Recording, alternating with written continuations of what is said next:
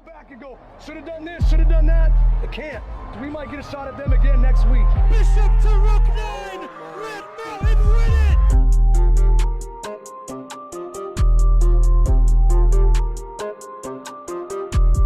You're watching the Line Pride pregame brought to you by our 2010. I got to play for Coach Ron Wisniewski his first year. Being able to ride with those boys and just establish that together, that's a big piece of what we were about back then, and just playing that hard-nosed football. Peterson introducing that defense that's just evolved into what it is today. It's just fun times. Coach Jerry Jones, Coach Parker, Jesse Parker, Coach Tom DeMoss's first year, my junior year. I mean, just a lot of these guys. I was coached by Coach Pagel my JV year. We went undefeated that year. The first team ever to go undefeated at Red Mountain was the 08 JV team. The offensive coordinator was the AD now, Jason Grantham. Wow. And the defensive coordinator was his brother, Alan Grantham. Just what a time, huh? Like, just how it's come full circle is pretty cool. Insane.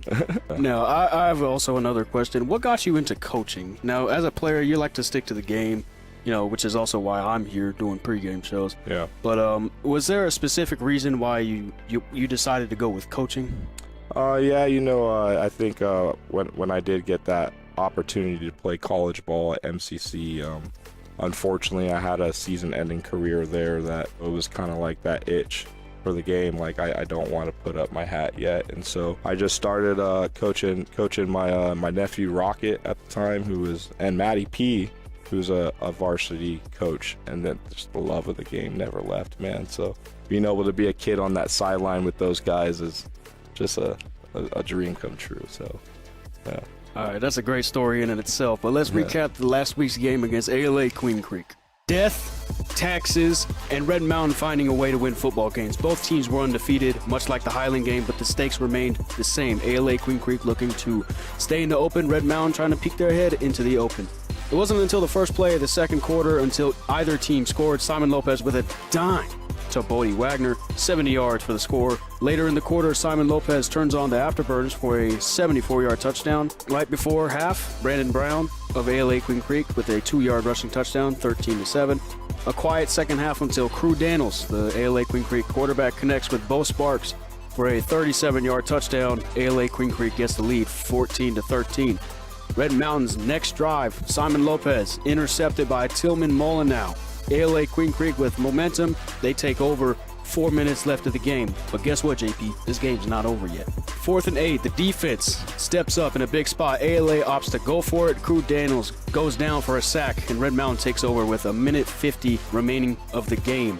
A methodical drive sets up Brandon Gallegos with a 41-yard field goal, and he drills it as Red Mountain puts the L in ALA Queen Creek. 16-14 to go 7-0, and they are the last 6A team to be undefeated.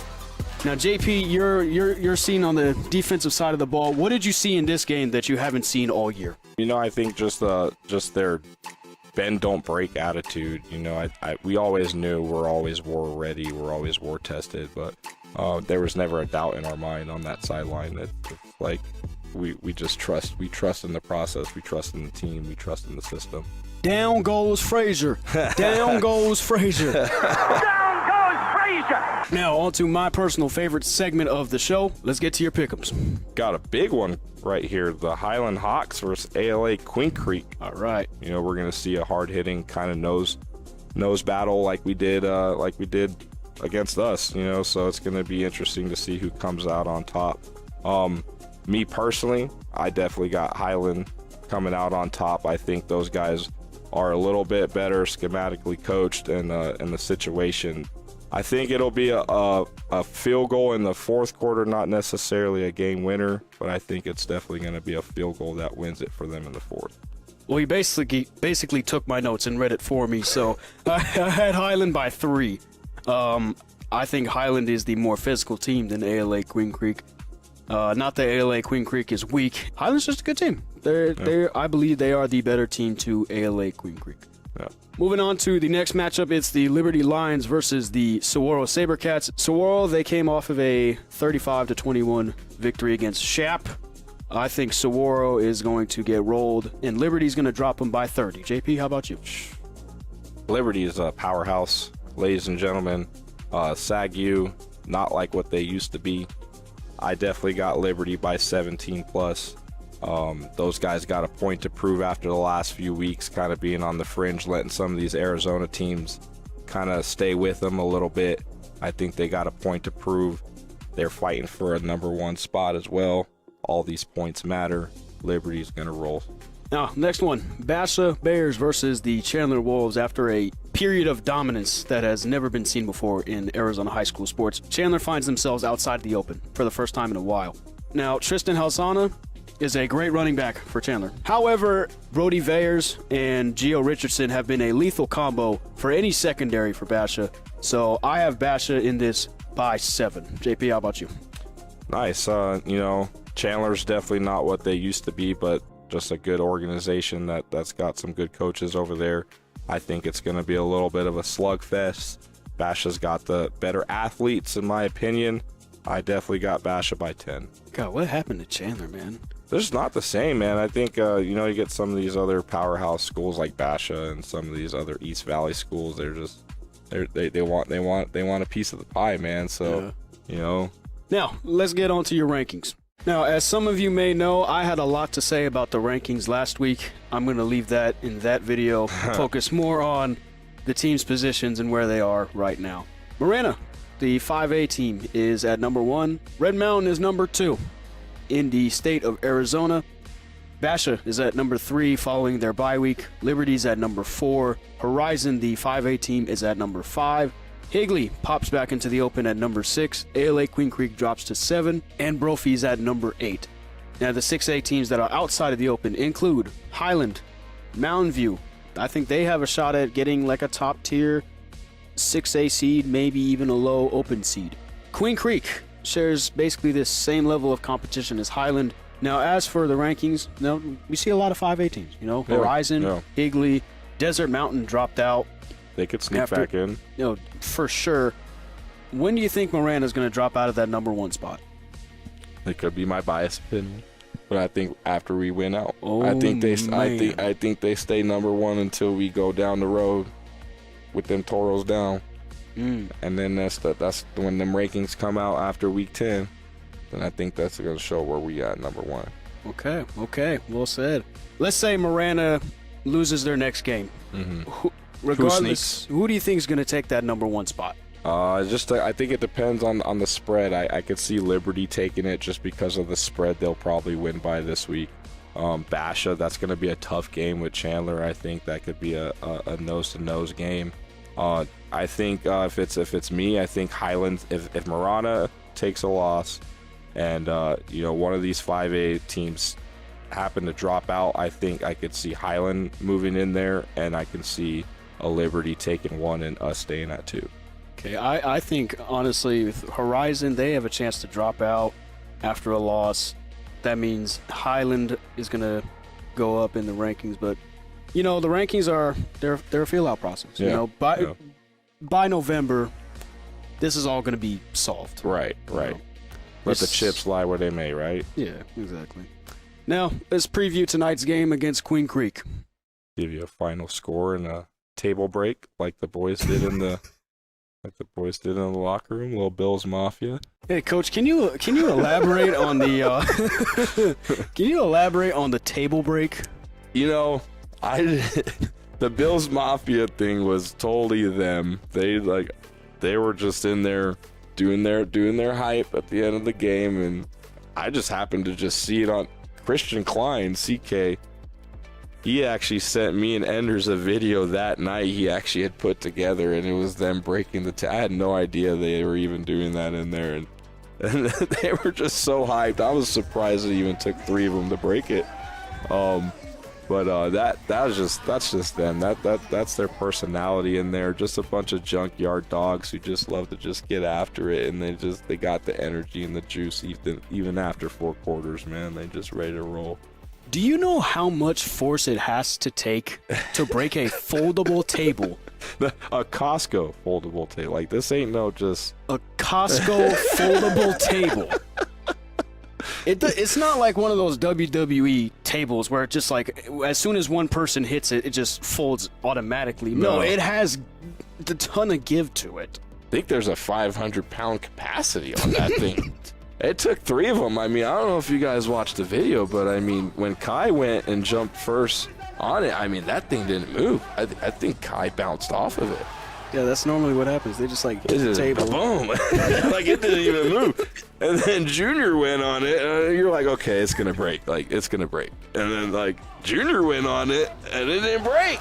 I was like, what is going on? And then next thing you know, Yost comes and finishes it off. That was a great time. Okay, so. Moving to tonight's game against Queen Creek. Queen Creek is a great team. You know, last year it was this team that was very underdeveloped. They were young. They had a lot of sophomores and juniors playing. Well, no, those same people are playing in their same exact roles, and they've just been balling out ever since. Yeah. Like I said, 6-1. Yeah. Their only losses to Perry, who is another team that is an open bracket contender, and one guy I have highlighted, circled, and underlined is Tate Reynolds. Tate Reynolds, the quarterback that is committed to Clemson, not just for football, but for baseball as well. Now, speaking to the linebackers, JP, what's sort of the game plan when it comes to containing Tate Reynolds? First of all, it's definitely know our job. You know, knowing how Enders works. A lot of different looks, right? We like to keep those guys guessing over there. So when we show up, the message is don't miss. But don't miss. Yeah, make sure we wrap him up and we take care of business when we show up to him. Tate Reynolds, leading passer and rusher, averaging 90 yards on the ground per game, 13 passes through the air. Lucas George, seldom seen in the run game, but you got to lock him down. Yeah, I mean, starts with him and it ends with him. So if it's Reynolds not running the rock, it's most likely Lucas George, and he has 3 touchdowns on the year. Only 5 interceptions for this Queen Creek squad, and Darren Katner has 2 of them. Now, JP, you focus more on the defensive side of the ball, but you get some hints from the offense a couple times throughout practice. What do you think the offensive game plan going into this one is?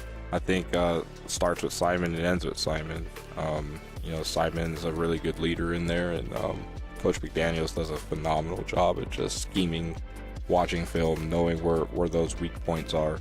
If they want to start heating us up, kind of like how ALA did, we got to be ready for that pressure up front and take care of business. But those guys, let me tell you, McDaniels does a phenomenal job. I mean, just different sets week in and week out. It has, I mean, even Enders on the sideline, like, whoa, what's McDaniels cooking up now? Like, you know, so just keeping a lot of these guys guessing on both sides of the ball.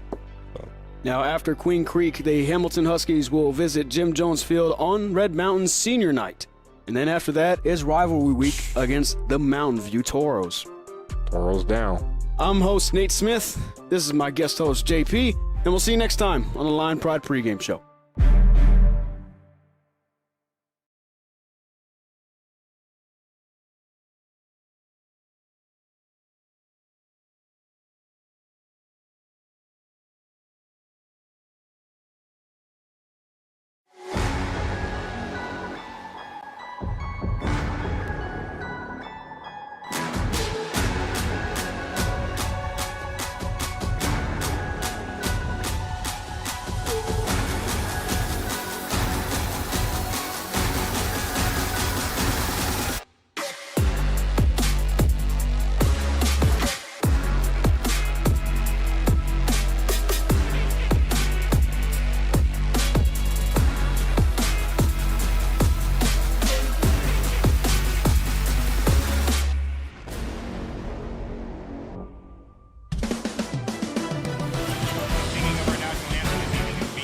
The stage is set for a monumental matchup in the 6A East Valley as the Red Mountain Mountain Lions look for revenge against the Queen Creek Bulldogs. Greetings and welcome, everyone.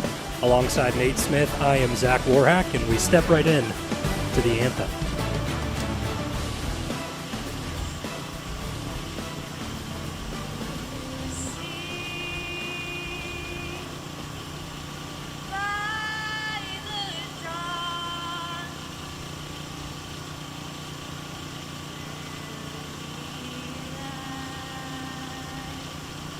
What's so proudly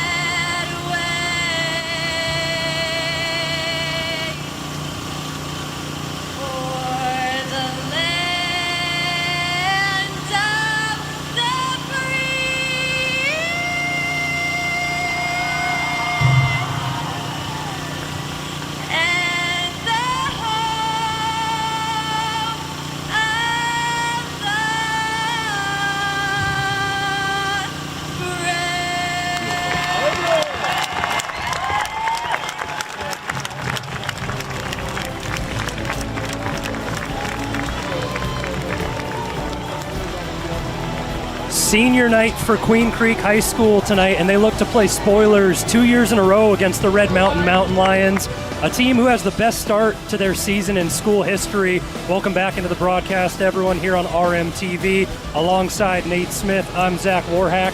Nate, I missed you guys last week. I was watching from my couch sick, but a thriller of a victory, 16-14 against ALA Queen Creek. I can only imagine the environment at Jim Jones Field was electric for that one. If you were in the Red Mountain community or just an alumni, a fan, or parent, or student, or whatever, you were jumping up and down because you beat a really good ALA Queen Creek team. It'd be great to see the same type of outcome here tonight with a W.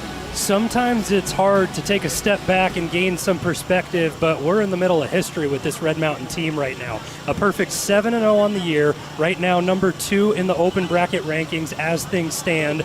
But this team have a chip on their shoulder in this matchup specifically. A year ago, Simon Lopez had the hamstring injury in this game. Kyle Heap comes in, throws 2 interceptions, went downhill from that point on. Queen Creek ended up victorious in that game.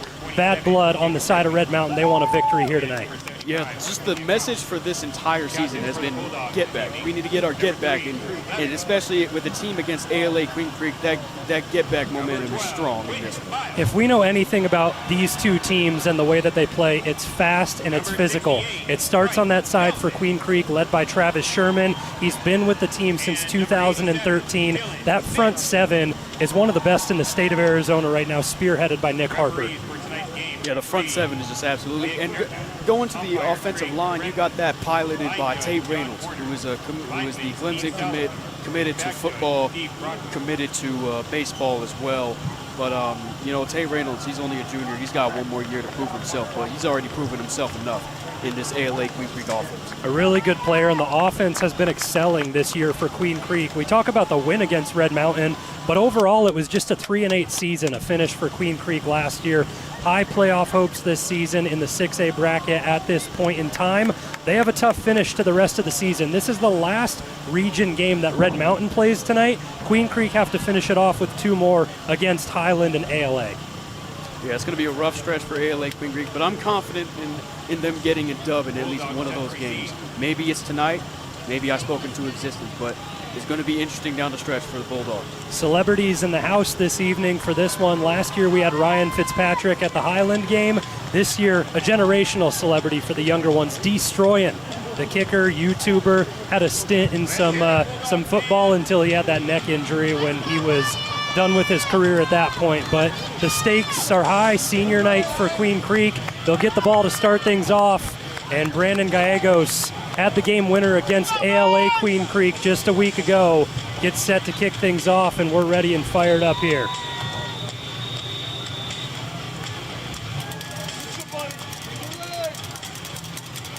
Crew Levitt back to receive, and he'll have a shot at this one for Queen Creek as we are underway. Levitt has Cornett in pursuit, cuts it to the right side, and a good tackle by the Red Mountain Special Teams unit. Stops Levitt around the 15, and that'll bring out the Queen Creek offense for the first time of the evening. You mentioned Tate Reynolds, the dual sport commit to Clemson, both baseball and football. He's had a great junior campaign, 1,251 yards through the air. His legs are what are super efficient, 650 yards on the ground. Missing his top receiver tonight in Quentin Miles, so we'll see how things shake up for this offense, Nate. Yeah, Quentin Miles, the #1 receiver for Queen Creek, just a bad break for him. It's going to be interesting what this Queen Creek offense can do. They have Lucas George in the backfield. If it's not Tate Reynolds running the ball, it's going to be him running the rock as well, Zach. Cole Edmonds comes off the field to start for Red Mountain. The head official of this crew, Rick Nurka, I think he saw something with the equipment that took him off for the time being. So Cade Goodare will take his spot for the first snap of the game for this Red Mountain defense. Got 2 of them coming off for equipment. Well, now Goodare checks back out. So Edmonds and him step out, and Jackson White, hopefully 3rd time's the charm for these substitutions with whatever's going on the field. Play clock gets reset to 25. And we're ready to go. Red Mountain bring the run blitz early on, and it's efficient. A nice stop by Jacob Redwing as he plugs that A-gap. And the Red Mountain defense picking up right where they left off. That's the 378th tackle on the season for this unit. Yeah, together. The message to the defense, I was talking to Kyle Enders earlier before the game, it was be physical and pressure the quarterback, make it hard for Tate Reynolds to throw those tight window throws. This Queen Creek team is one of the few old school kind of offenses remaining where you see the run game start everything and then the play action opens up and Reynolds right on cue hits his target on the far sideline and it's enough to pick up the first down.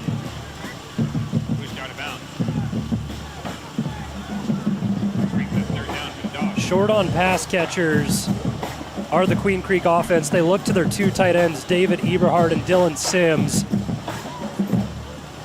And they'll be in a lot of those formations and help this team move the chains. The spot comes back, so it's 3rd down and 1. And an early situation to manage for this Queen Creek offense. 3rd and 1, I'm looking for a run play to Lucas George and penalty. Movement on the right side. Derek Warden jumped early. It's a false start that backs up Queen Creek. And a sigh of relief for Red Mountain. Weston Hancock checks out onto the field here, as well as Yosanis. And Hancock battling an injury. He's got that AC joint that he's kind of working against in the shoulder. He wanted to give it a go tonight, and he'll see his first snap on 3rd down. I feel like we're going to see another hard count later in this game. A lot of guys on the front 7 jumping. Keep your eyes on the ball. Eye discipline, eye discipline, eye discipline. Levitt and Grimmer towards the bottom of the screen. Red Mountain show pressure and bring it. Linebacking core gets there. Jamison Wade with a huge stop as he wraps up Reynolds, and it'll be 3 and out for Queen Creek to start this game. And the staple of this Red Mountain team continues to be strong in that defense. Just a good play by Jamison Wade, filling the gap. Reynolds almost shook him off, but it's hard to shake the JMO off of you. Back-to-back double-digit tackle games for Jamison Wade, and he gets off to a hot start. He had 11 against ALA last week and 13 against Highland. Short kick. Cornett lets it hop once, and he'll leave it. And that dies right around the 41, and good field position for Red Mountain to start their opening drive.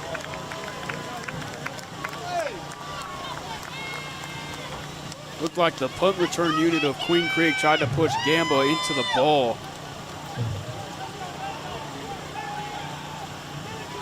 It's one of those communication points between him and Cornett where Cornett just needs to be going fire, fire, fire, that there's a loose ball. Make sure no one touches it and it doesn't create a fumble or an opportunity for Queen Creek to make a play. Red Mountain do a good job at it. And it's 1st and 10 from their own 41. This is an offense coming against the lowest point total that they've put up on the season last week against ALA, and they look to bounce back.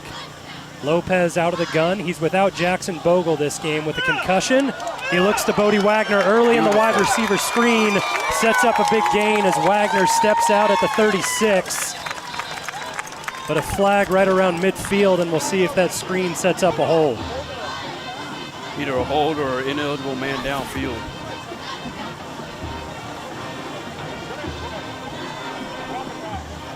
Talk about negative plays. First play of the game on offense for Red Mountain is a negative play. Not something you want to see from Brian McDaniel's offense. They've been able to bounce back and create those chunk plays when they've needed to, especially when it's not a loss of down. So just 1st and 15 is what this unit has to overcome as Lopez goes back to the gun, has Kai Jackson off to his right. Another flag, and that one comes pre-snap. It reads false start, so back-to-back penalties to begin the game for Red Mountain.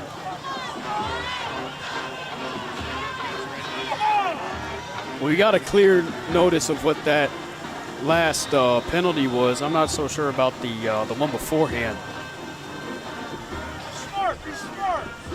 Not a situation you want your offense to be in on the opening drive, especially against this Queen Creek defense. They have one of the best front 7s in the state of Arizona. Nick Harper is going to be coming fast and furious with an opportunity to bring pressure.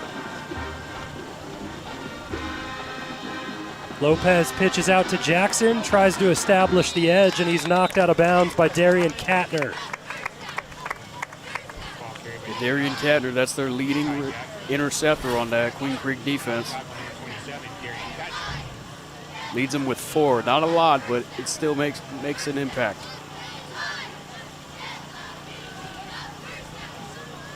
He has back-to-back games with an interception. He picked off Centennial as well as Williams Field 2 weeks ago. We'll see if Lopez elects to test him. Correndous Poe lined up on that side of the field as the matchup. The play clock continues to go down. The officials sorting things out early. They've had to reset it a couple of times, both on the Queen Creek drive as well as the Red Mountain already. So 10-12 left here in the first. And Rick Nurka, the referee for this one, he heads to the Queen Creek sideline. He'll chat things over with Travis Sherman as Kyle Enders gets an explanation from Craig Friedley.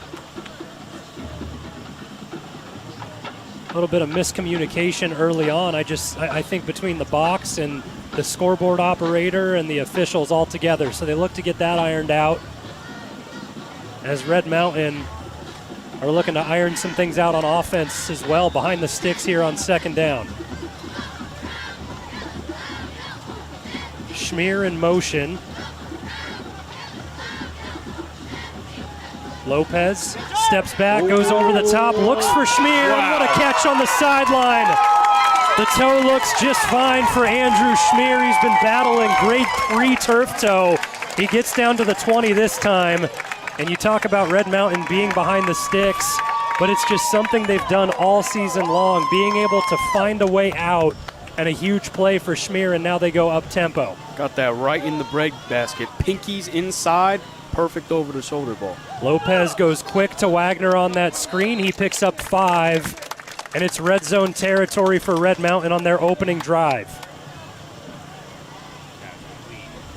Those scripted plays that they've had, they've been so stellar. They started 5 weeks in a row with a touchdown on the first possession. They slowed it down against Highland, but they're firing away tonight against Queen Creek. Lopez gives to Jackson on the counter. He strides forward and brought down around the 10. Queen Creek piling on at the end there. They're signaling for a fumble, but they're not going to get it. D-line stemmed at the last second. Had they not stemmed, I think Kai would have gotten the first down perhaps. The 3rd and short here, I'm thinking you got Schmier in the heavy set. I think you're going to go Kai Jackson again with a draw play. They just need a yard to pick it up, then it'll be goal to go. Lopez goes to Jackson, and it's blown up immediately. Great pursuit on the defensive front to stop things from Charles Rodriguez. And that's that defensive line getting involved early and often for Queen Creek. Big decision point here for Brian McDaniel. It looks like he's signaling to stay on the field, and he wants to stay aggressive and go for it. Almost like he went untouched on that play. It looked like a missed assignment from the offensive line.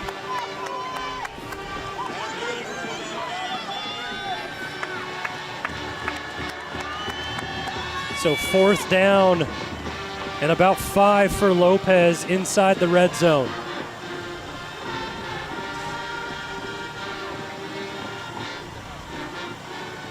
Lopez goes back to pass, gets it out wide. Bodie Wagner looks like he has enough for the first down. Just a great pitch and catch, and the arm strength of Simon Lopez coming into fruition. That's a deep ball. That short little out, but it's a far way to travel on that pass, Nate. Yeah, it's more east to west than north-south type of throw. You just can't go wrong with those small out routes. I mean, it's all reliable. We see Andrew Schmier run those day in and day out, and then you got Bodie Wagner running that too. Good to see Wagner back and involved. Already 3 targets on this opening drive for Red Mountain. Lopez fakes the give to Wagner, gives it to Jackson up the middle, and he's brought down inside the 5. This is a spot where Red Mountain, they miss Jackson Bogle. He's that bruising back for them, out for this game. Sustained a concussion against ALA Queen Creek last week. I gotta give Yosanis his flowers. He finished the block. Sneak from Lopez, gets in and through. It's a touchdown. for Red Mountain on the opening drive. You talk about Yost, well, it's the entire offensive line. They get the push there to get Lopez in, and it's a score for Red Mountain. Well, the lowest man wins. The offensive line for Red Mountain was just so happened to be the lowest men there. And from there, like you said, it's a tush push from about a yard out. Can't go wrong with that. So Red Mountain go 59 yards on the opening drive, and it ends in a Simon Lopez sneak for a touchdown. Extra point from Michael Singh up and through. Little extracurricular on the line between these two, but it's up and good. A 7-0 lead for Red Mountain. 7:41 left in the first on RMTV.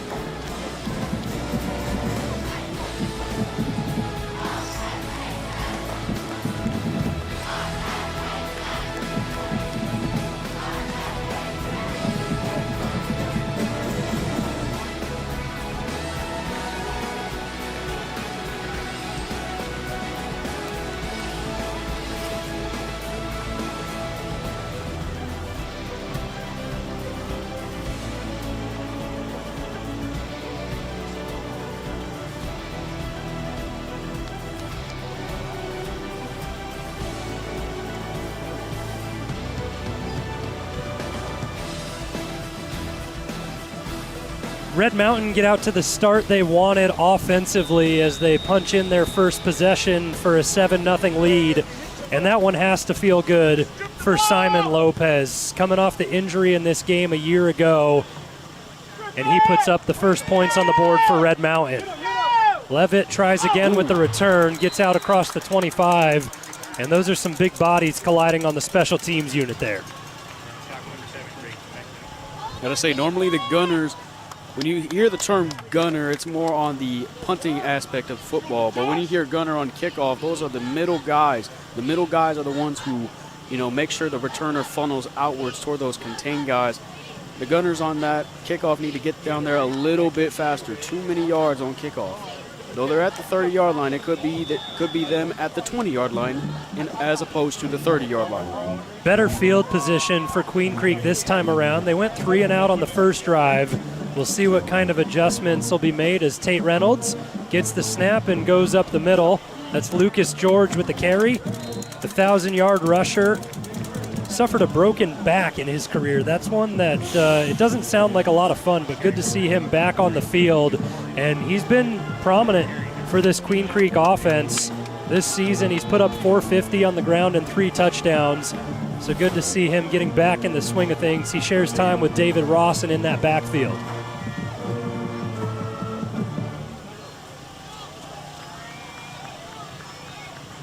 Second down and 6, and it's a sprint out for Reynolds. Goes to the sideline, and he's able to connect. It's a nice gain there on second down as Caden Kellogg has the reception, and it'll be third down and short.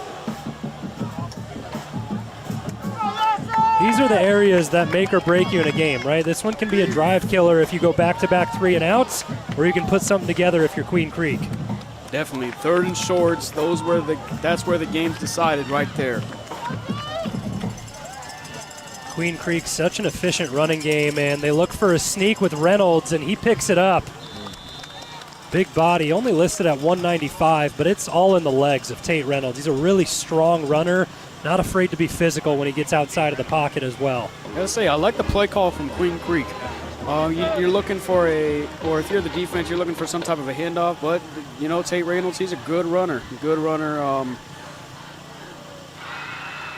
He can sneak whenever he wants to. If on those rollout passes, he becomes a dual threat quarterback almost, much like Simon Lopez.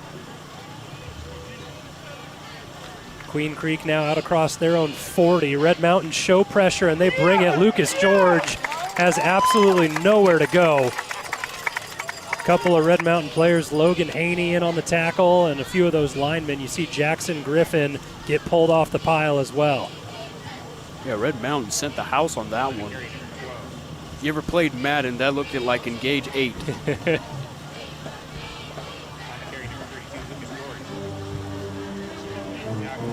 Just shows that Kyle Enders had a feeling it was coming. Throw up the run blitz, settle things down, showing a pressure again with these linebackers. Yeah, it's a jump that time from the defensive front for Red Mountain, and that's going to give a little bit more room to Queen Creek. Brandon Saddleoff looked like he got out early that time around.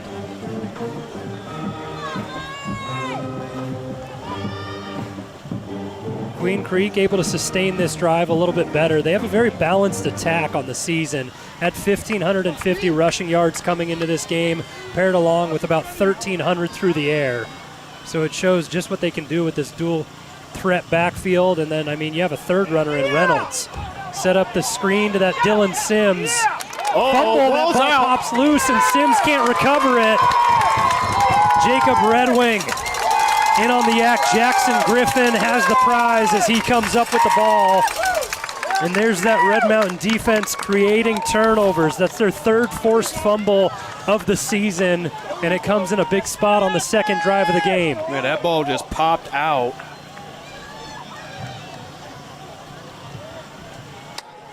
Not even a peanut punch. The ball just kind of lofted up into the air, and Red Mountain maintains possession. Looks like Red Wing got the helmet on it. That's right where you want to be, and he's strung together a few good games in a row. 7 tackles against the ALA Queen Creek last week, has the forced fumble here tonight, and that gives Red Mountain possession right at midfield.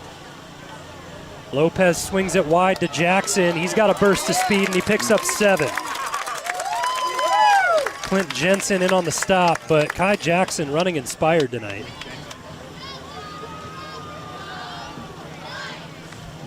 Yeah, Jackson, he's one of those juniors. He's got 1 year left, and he's proven himself to be a pivotal point, a pivotal piece in this Red Mountain offense behind Jackson Bogle. 4:50 to go in the first. Second down and short for Red Mountain, already in Queen Creek territory.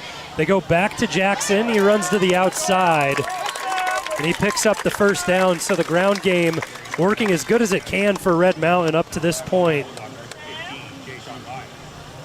These backs, they just get so well developed in this system, right? You see a guy like Isaiah Savoy last year come over from Apache Junction, just have a stellar back half to the season after he could play from the transfer window, but guys held it down for him before then, like Talon Lamb. This year, you had Talon Lamb again, Vinny Coffey, Jackson Bogle, and now Kai Jackson getting it done as well. Yeah, let me add on a few names from the past two. George Ramirez, Lennox Lawson, Lance Lawson, and as well as Josiah Villanueva. Those guys have just, Red Mountain is just a running back factory. They go through the air this time. Correndous Poe has the deep shot, 39 yards, and his first touchdown in a Red Mountain uniform. I mean, the guy was going to get one eventually. I mean, it was just a perfect ball by Simon Lopez. And Correndous Poe has his first touchdown as a Mountain Lion.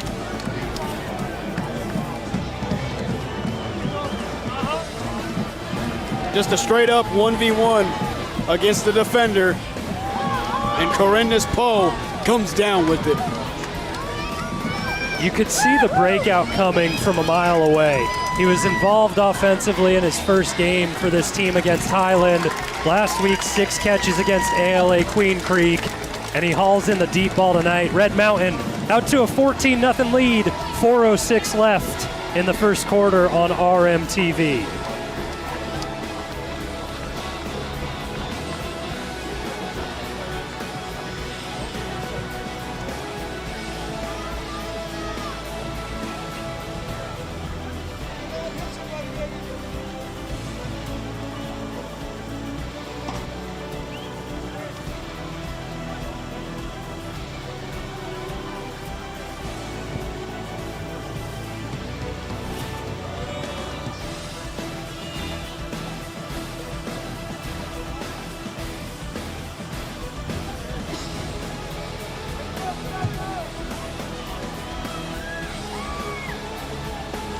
The Red Mountain offense we saw for the first 5 weeks of the season, like the U, is back.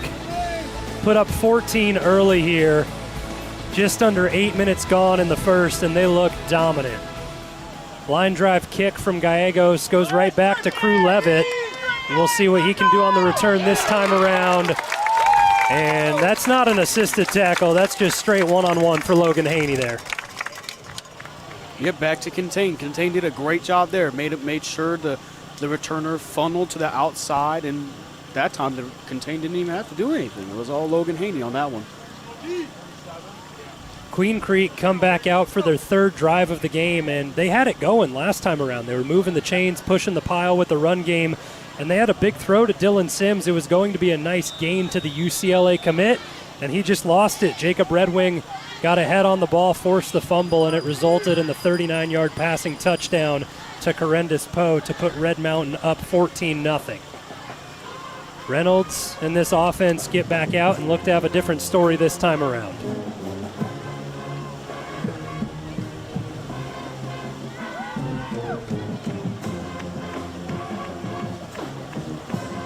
Reynolds goes play action, and he looks to take a shot over the middle. He has Sims contested, unable to bring it down. Logan Haney in on the pass breakup, and that's just good coverage in the secondary by Red Mountain. It's that 4 DB high look that Kyle Enders introduced in the offseason. Usually, or last year, Red Mountain ran it too high. You just have to believe that's going to be the aerial attack for Queen Creek tonight, with Quentin Miles out for this team, one of the best receivers, had 4 touchdowns. Unfortunately broke his collarbone, but Dylan Sims, one of the better tight ends in the state of Arizona. Fun to see that matchup with him and then Andrew Schmier on the other side for Red Mountain tonight. Cole Edmonds, Anthony Gamba in on the stop that time. It brings up 3rd and 10. And this Red Mountain defense, they haven't missed a step. They have not skipped a beat yet. 3rd and long here. Just guard the sticks. Don't let up the deep ball to the tight end. You do have a young guy in the secondary in Grady English. I feel like he's going to get targeted. Number 29. That next man up mentality with Isaac Haney out for the game tonight. English steps in place of him. Flag goes pre-snap and looks like a false start. Red Mountain were showing pressure, but it came from the linebacking core. Well, the call's going to go against Red Mountain. So it's an encroachment, and that makes it 3rd down and short for Queen Creek.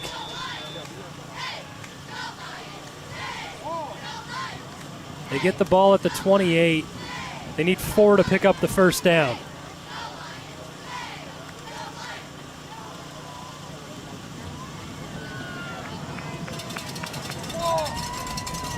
Levitt and Grimmer at the bottom of your screen. Lucas George alongside Tate Reynolds in the backfield. Reynolds goes far sideline, and he's able to pick up a nice pitch and catch with Sims.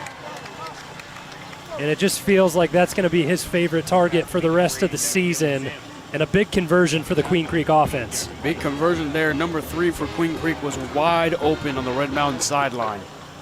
There was nobody within 15 yards of him. Dylan Sims had 2 catches against Red Mountain in this matchup last season, already has that this evening. He's been targeted 4 times.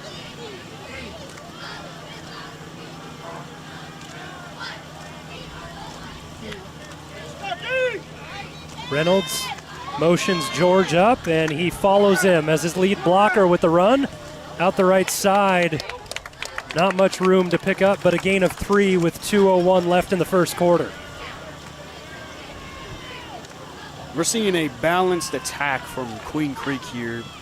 Half of the carries to Reynolds, half the carries to George, and then you'll see a rollout pass to the tight end. Very balanced offense from Queen Creek proper. And they seem to be settling in on this drive, their 3rd one of the game. Starting to push it forward, move the chains. They've been perfect at home this season, have a 4-0 record. Reynolds scans the field and goes underneath. Who else but Sims? He picks up the first down towards midfield. And Dylan Sims is going to be a problem tonight.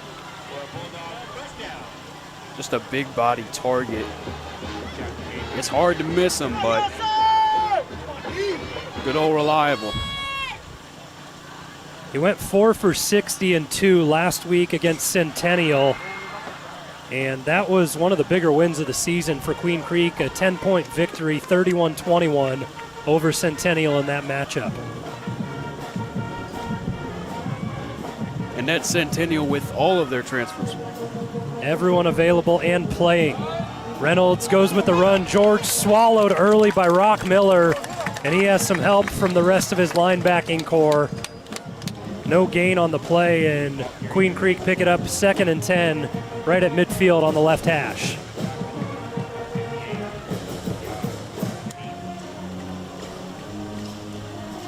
So our officials doing everything old school tonight. Those play clocks did go out early on in the first quarter. Game clock's still functional, 25 seconds and counting. As we wind down here in the first on RMTV. Reynolds motions Levitt, goes with the hard count, and he gets Red Mountain to move again. The 3rd time of the night that they've jumped.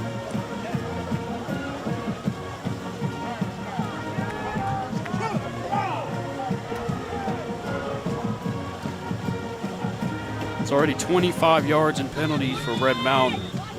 All of them including watching the ball. Usually if they occur offensively, you'd call them a drive killer, right? You feel the same way when it's on your defense? I definitely think so, because you take away the offsides penalty, it's 2nd and 10. And I believe one of them went for a first down as well. So defensive line, linebackers, they need to get their eyes up on the ball. It's the end of the first quarter, and Kyle Enders down on the sideline having a chat with his defense. He'll definitely be brushing over those penalties, but a 14-0 lead for his team up to this point on the road at Queen Creek. We'll be back with second quarter action on RMTV.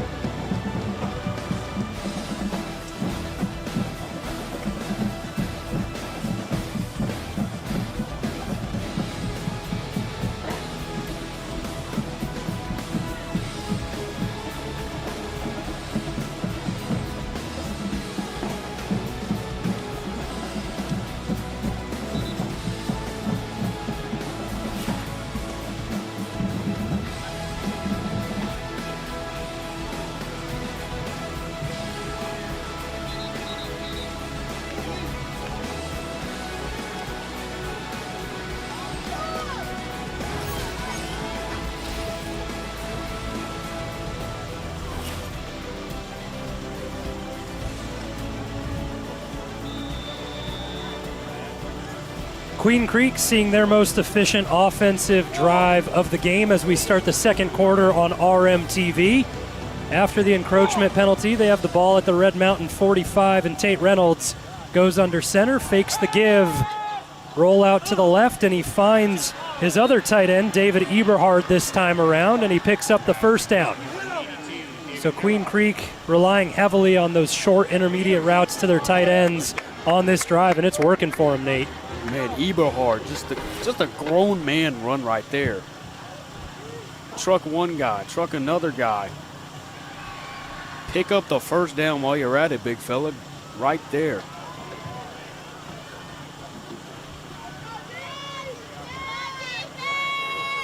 Reynolds goes back to under center. Gives it to George this time up the middle, and the defensive line for Red Mountain making up for their mistakes with the penalties. Cole Edmonds comes in from the middle level to make the stop on George. You know what? This would be the perfect opportunity to test the deep end of the secondary. They haven't had a deep pass thrown to them all night. It's all been ground and pound or a short 2-yard out route to the tight end. You know, it's only a matter of time until we see the deep shots from this Queen Creek offense. And without Quentin Miles, next man up is Case Grimmer for that deep ball. Him and Crew Levitt are the two that'll go to that point. Reynolds rolls out, dumps it down. Eberhard again, and he has the first down.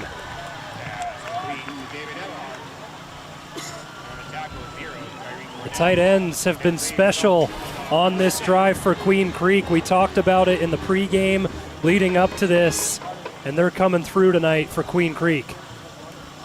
Very similar concept to what Red Mountain runs with Andrew Schmier Just the motions, Eberhard into a 2-yard out route, or arrow, excuse me. It never fails. Another look, both of them in, Sims and Eberhard on opposite sides of the line. It's George in the backfield. George gets it, fake to the up back, and Lucas George finds the middle level and a nice pickup, good hard run. Gain of about 3 from George.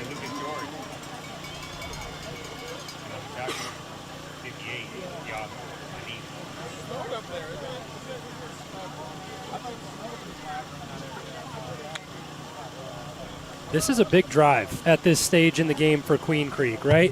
You bend a little bit, you give up 2 scores early to Red Mountain, one of them from a turnover on your offense, leading to good field position.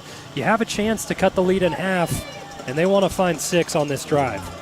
Definitely. For the Bulldogs, you got to score on this drive. I mean, yes, you can get a field goal out of it, but I'd rather have a touchdown than a field goal. Eberhard in motion, play action from Reynolds. He looks that way, and it's jumped. The route gets jumped by Logan Haney, and he does it week in and week out. His 5th interception in the league, on the season, puts him atop the league in 6A. Well, he shot out of a cannon for that one. I didn't even see him coming until like the last second. And you talk about turnovers for Queen Creek, that is quite possibly the worst thing that could have happened. It's been 2 really productive drives for Queen Creek where they've gotten through midfield, this time in red zone territory of Red Mountain. 2 turnovers, a fumble and an interception, and now Red Mountain can really put their foot on the gas. They go to Wagner on first down. He's unable to escape Drake Lewis that time, right into his arms, brought down right near the line of scrimmage. No, if Drake Lewis had the opportunity to, he could have tackled the blocker and the ball carrier. Just pure dominance on that play by Lewis. No gain on first down from Red Mountain. And this will be the worst field position that they've had so far in this game. But it's been the Kai Jackson show that set up a deep shot for Lopez last time around. Got Corindus Poe at the top of your screen. He had the touchdown earlier. Pitch out to Jackson. He finds the edge towards his own sideline. He's just short of the first down. Darian Katner with another stop, his 2nd of the night.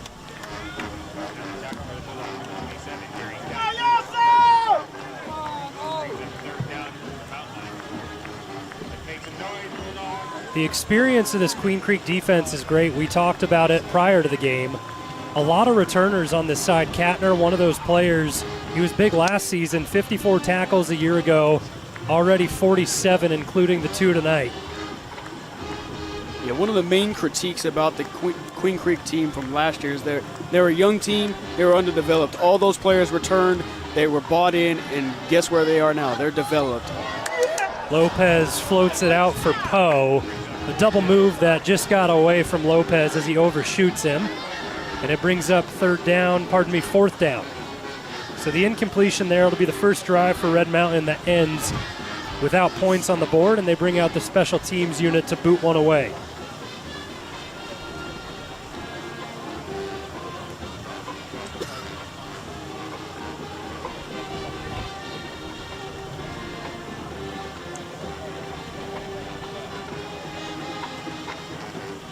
Crew Levitt back to receive. He stands at his own 45.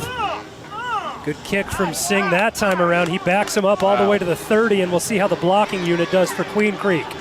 Levitt makes a couple of moves. Not able to pick up too much. Nice stop there by Jackson White.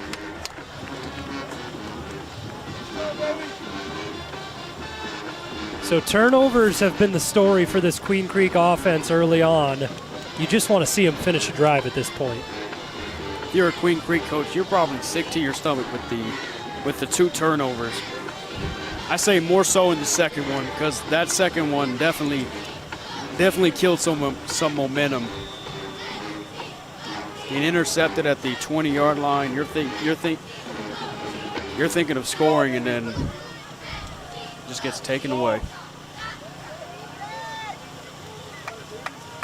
They start from their own 31, and Reynolds with the give. This time up the middle, it's Rawson. Fights forward for a couple. We've really seen this passing attack for Queen Creek improve this season. Last year, 11 touchdowns, 11 interceptions on the season. A big help for that was Scooter Molander coming in to help this team out. He's taken over as the quarterback's coach, and when I talked to Travis Sherman about him and what his impact has been for this team, he said, well, he's really turned Tate Reynolds into more of a quarterback than just a football player. He's helped him out a lot in the passing game with his reads, and we've seen it tonight with Reynolds. The one mistake on the last drive with the interception, but he's looked clean other than that. Yeah, Reynolds has developed a lot ever since he was the quarterback his sophomore year. He's wide beyond his years, and I can't believe he's just a junior. I mean, he plays like a senior. Goes back to the tight end game with Dylan Sims. And it's 3rd down and 2.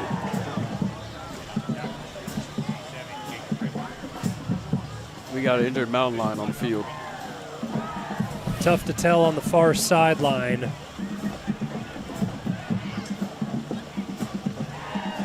Teammate Logan Haney over there tending to him. It may be Cornett down on the field. No, he's back in the secondary here. And I think it's Jacob Redwing coming in from our producer, helping us out there, Tyler Horahan, with the big spot there, and it is Redwing. And he gets up under his own power and jogs it back across the middle of the field. So a good sign for Red Mountain and their defense. Already facing plenty of injuries, right? This is the point of the season, the back half, the final stretch, where you're just trying to stay alive as you head into playoffs. It's definitely the hardest part of the season to stay healthy, and especially in such critical games like this one. It's just difficult to stay healthy.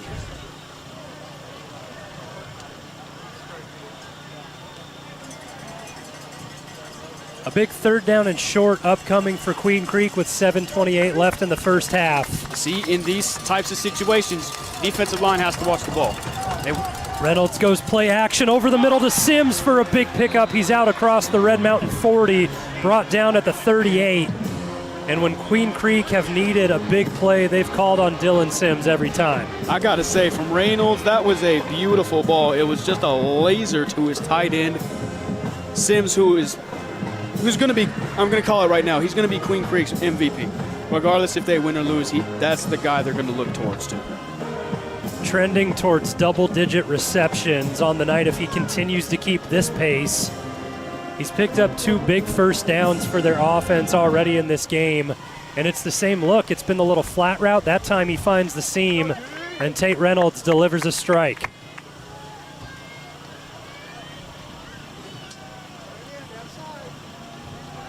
They go play action again, a staple of this offense. Reynolds flushed out of the pocket, uses his legs, and he gets back to the line of scrimmage, chased out by Cole Edmonds.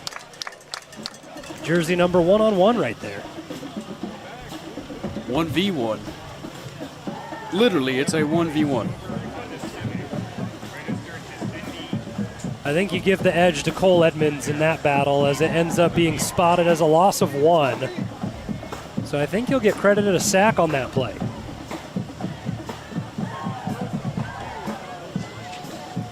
Makes it the 3rd one on the season for Cole Edmonds. Those have resulted in 7 yards of a loss against the opponent's offense.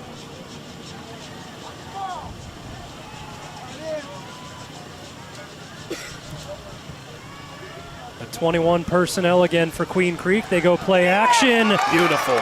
Brock Miller in the backfield. We got rid of it. And somehow Tate Reynolds able to transition the ball and get it thrown out of bounds. The officials are going to come together to see if it's intentional grounding or not.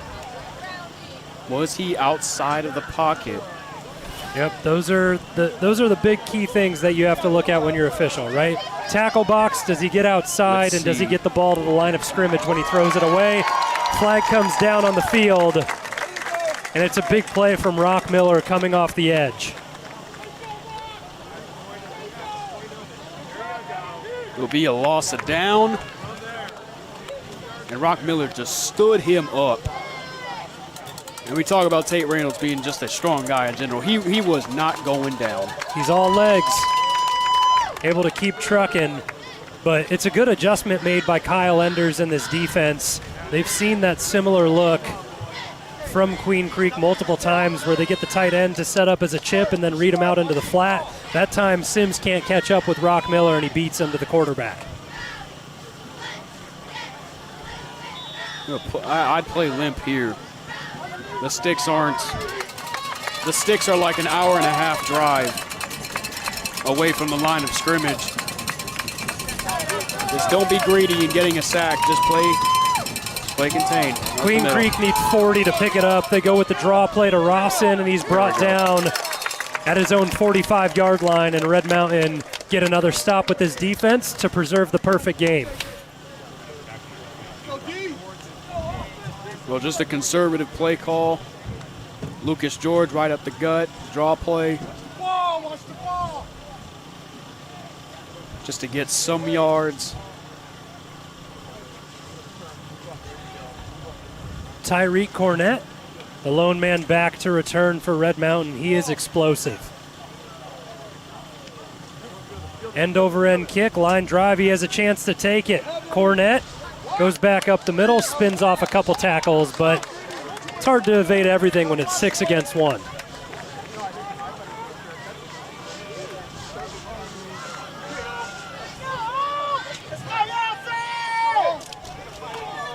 With 5:37 left in the first half, Red Mountain retake the field for the 4th time in this game. Talon Lamb out in the backfield. King Robinson will check in at wide receiver at the bottom of your screen. So a different personnel look from Red Mountain to open up this drive.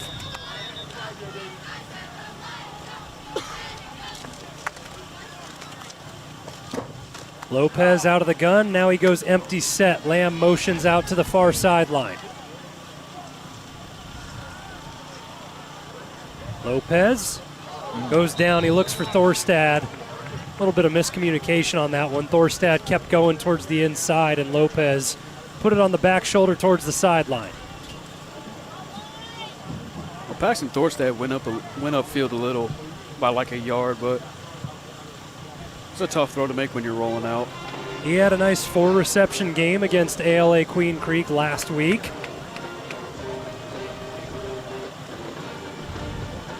Just wild to see the adaptations of this offense and the personnel that Brian McDaniel can draw up.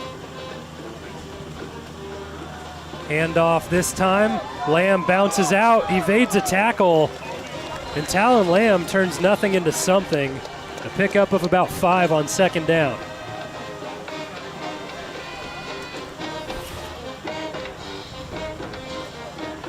Lamb kind of rolled up on that ankle. He's had some ankle issues this last couple years. See him tapping his helmet there. On his feet, looks okay as he comes to the sideline, but looked at by the training staff. As Kai Jackson checks back into the game, our officials still working on the spot here, and they're looking for a new ball. Our guy Thomas doing a great job getting it out there to him.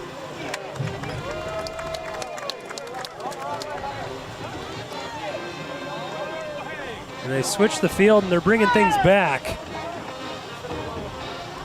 I'm not sure what the spot is here, and I think it's a penalty against Red Mountain of some sorts. I'm not sure if you spotted something there, Nate, that came on the previous carry, but I'm wondering about the penalty too. I didn't catch it, unfortunately. Could have been something there in the downtime with the substitutions of not having the proper ball or too many men in the huddle, something along those lines, because I didn't see any flags on the previous run from Lamb. Whatever it was a 10-yard penalty, and it's 2nd and 20 now. Not ideal for the Red Mountain offense. Lopez looks to take a shot, goes over the middle. Bodie Wagner has it broken up by Crew Levitt. Shot out of a cannon and a nice PBU that time. Crew Levitt, another undersized guy for Queen Creek. No, he can fly, dude. He's one of those really good two-way players too, right? Yep, and we have another Red Mountain player taking off for equipment.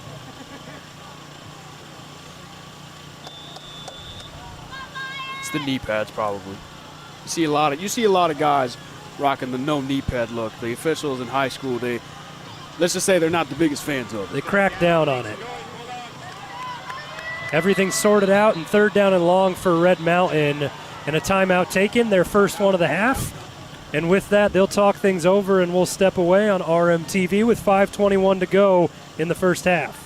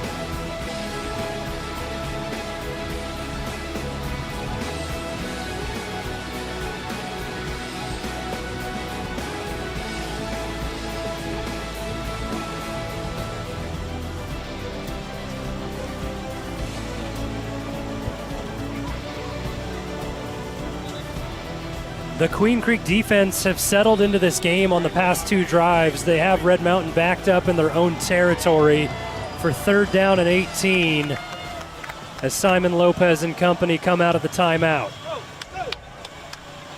King Robinson motions fast and furious to the near sideline, and Lopez back to pass. Has a rush after him, just checks it down to the Queen Creek sideline. Kai Jackson with the reception, not enough to pick up the first for sure. And the special teams unit comes back out for Red Mountain.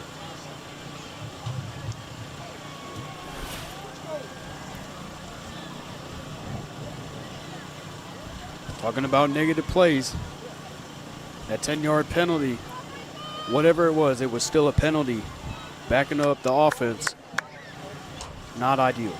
A big opportunity for Queen Creek to end this half, to put together a scoring drive, because Red Mountain get the ball to start the second.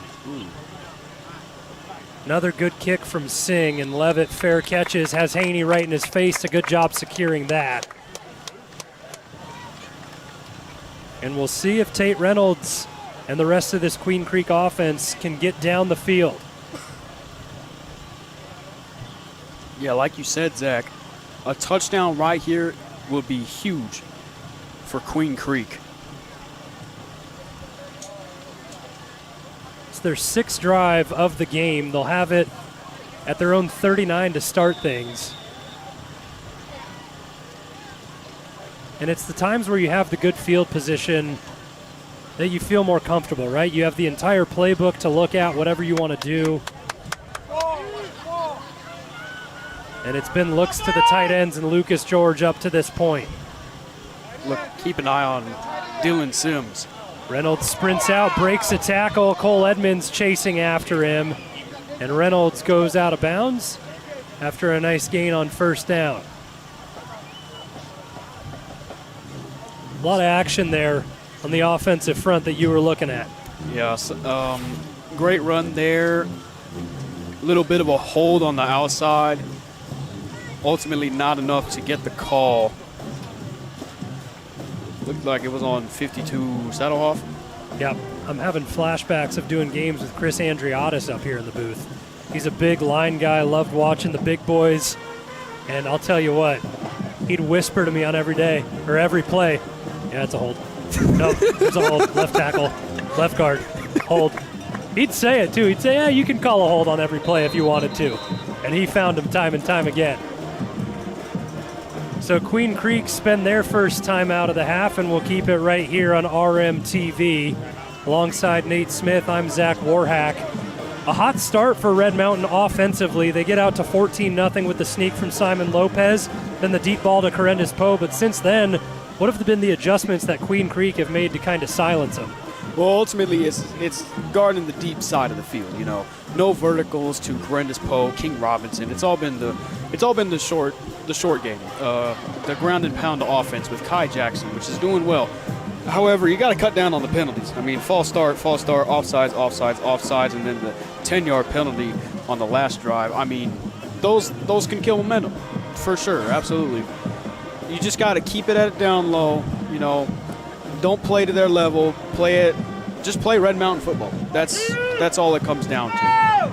If you can get a turnover on defense or just get some sort of a stop and not let Queen Creek, get into the end zone. That's the ultimate goal here. And you got to guard Dylan Sims as well. The guy's having himself a pretty good night so far. He's lined up all the way on the outside this time at the bottom of your screen. And Reynolds with the designed QB run comes towards the Red Mountain sideline, and he is stopped by Tyreek Cornett. He was in pursuit of that the entire time and finally able to track down Reynolds. Line change for the front three of Red Mountain. Anise, Hancock, and Griffin back out onto the field.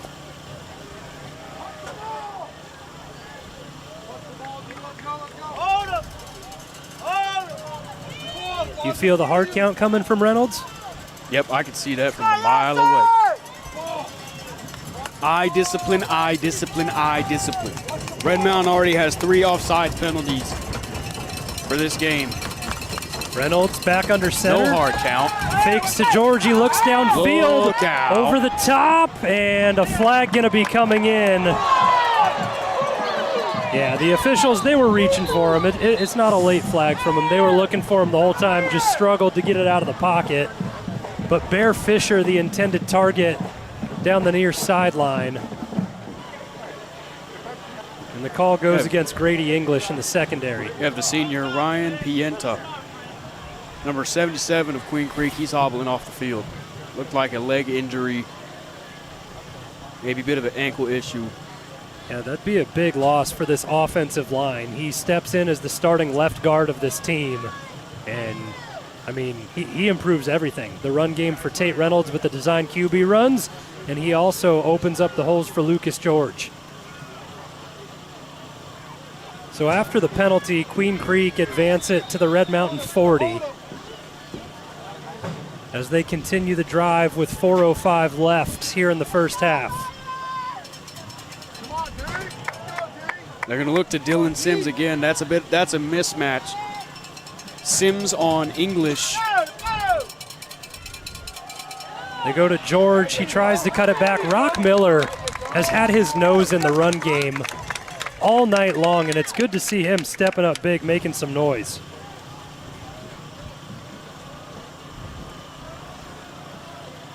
He's another one of those Mountain View transfers. From 2 years ago, though, Rock Miller came over to this Red Mountain squad. And just another one of those next man up situations, right?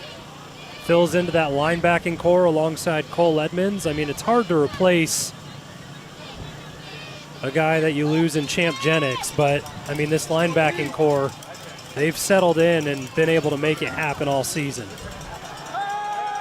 There's Rock again. He's in pursuit. Reynolds takes a deep shot far sideline, and it's almost brought in. Good coverage on the back end by Red Wing. Case Grimmer, the intended target.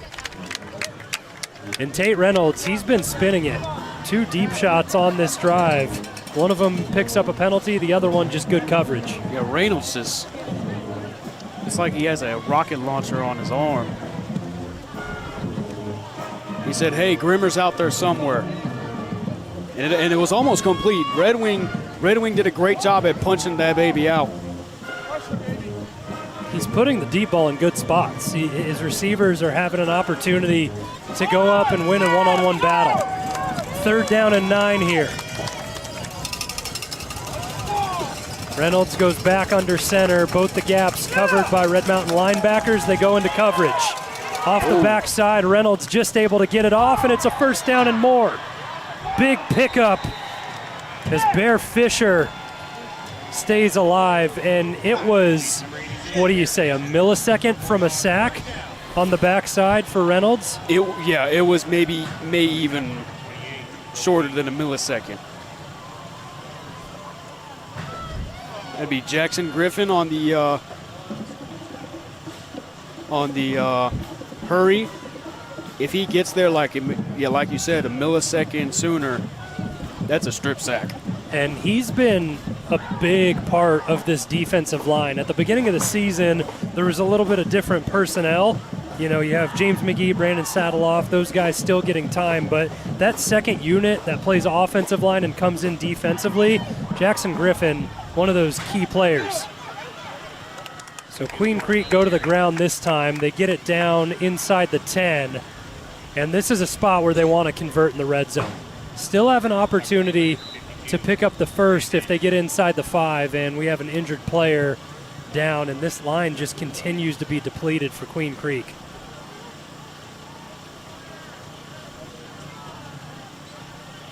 So a Red Mountain player this time at the far hashes, and while he stays down, we'll take a break on RMTV.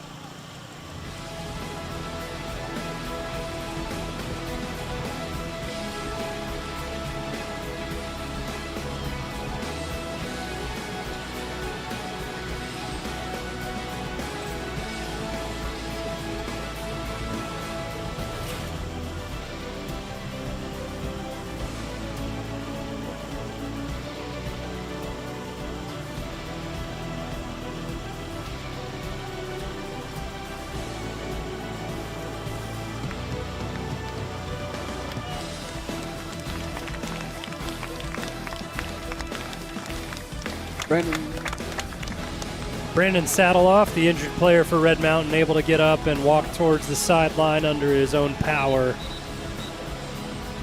Always a good sight to see. There have been a lot of injuries tonight on both sides of the ball.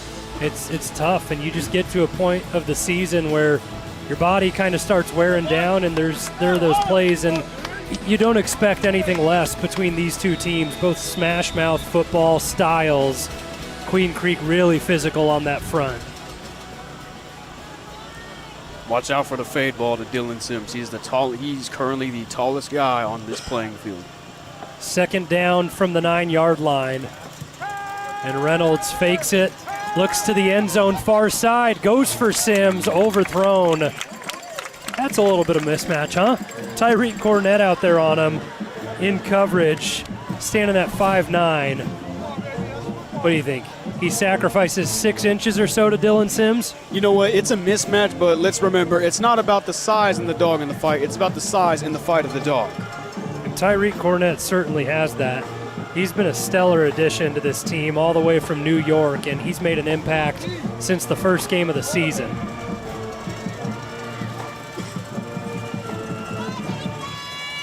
Played a little bit of offense to start things off, but he has 2 interceptions on the year, and both of them have been pick sixes. Also a pick 6 on a 2-point conversion that doesn't go towards the stat line.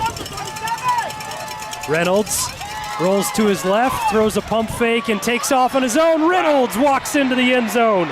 And a big answer for this Queen Creek offense late in the first half. And the fireworks are going off.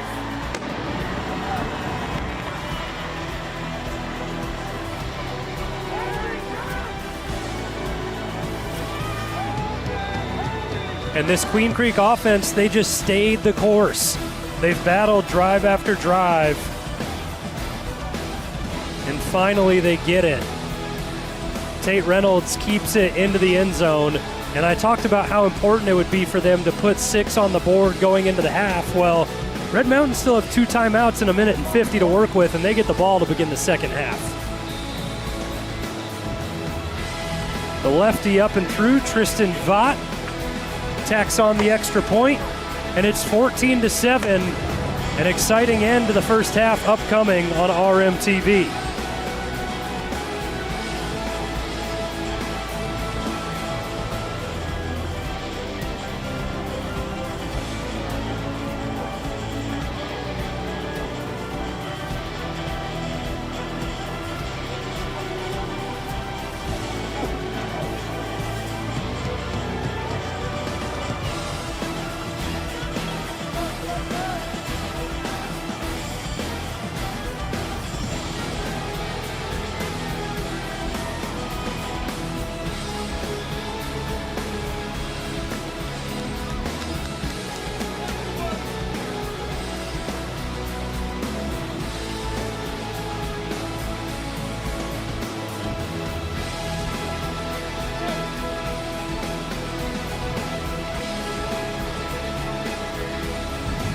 Oftentimes we talk about momentum.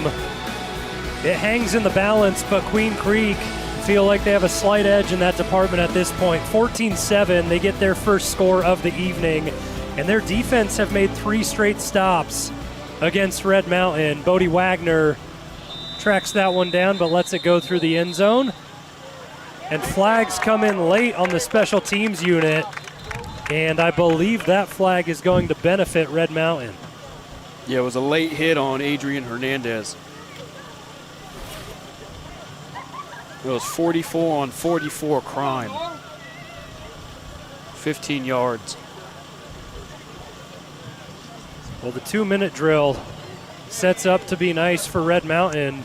They were going to have it out at the 25, and now that advances all the way to the 35. We've seen this offense work quick all season long, and if anyone can pull off a chunk play, it's Simon Lopez and these speedsters on the outside.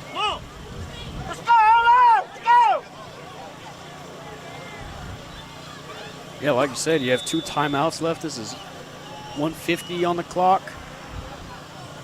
We'll see just how aggressive Brian McDaniel wants to be. Lopez fakes the pitch to Lamb and keeps it on a designed run, and he picks up 12.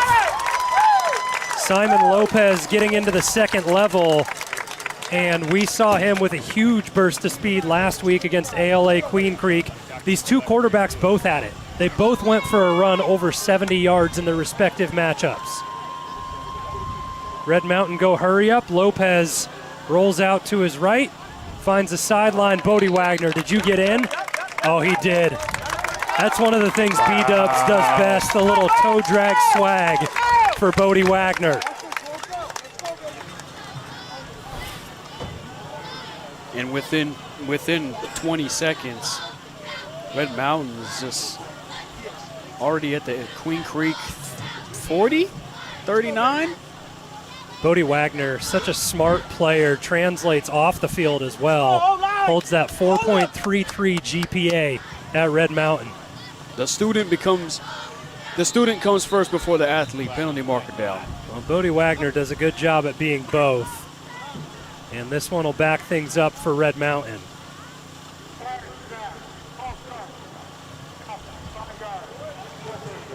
Another false start, early jump, and a 5-yard penalty. And what do you think about looking at the run game? We saw the designed one to Simon Lopez, but you can still utilize it with $1:27 left on the clock and 2 timeouts. I think you catch Queen Creek off guard. You give to Lamb? Yeah, I think a little a trick play, wang, maybe in order to Talon Lamb. They go with the pass. Lopez rolls towards his own sideline, and he's able to make a move and get back towards the line of scrimmage and a little bit more. Takes a big pop from Jay-Sean Lyles. I'll tell you what, Simon Lopez, tough, stays in, takes the hit, but that is not a fun one to receive. All 220 pounds of Jay-Sean Lyles puts the boom on him there. You just pray and hope that he's okay following that one. He's doing all right, but I think Red Mountain's going to take a shot here. We seen Corendus Poe do something similar to this earlier in the game. Maybe hit up Bodie Wagner.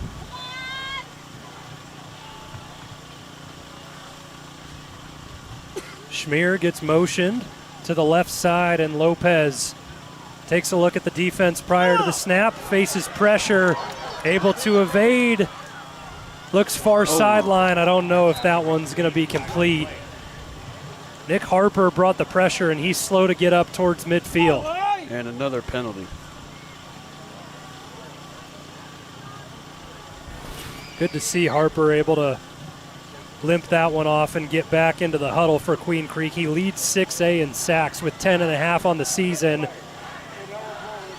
And he picked up a tackle last season against Red Mountain in this matchup.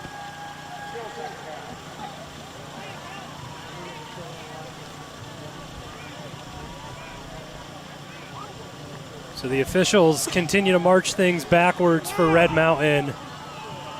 And it just becomes tougher and tougher when you're getting closer and closer to midfield after being in Queen Creek territory.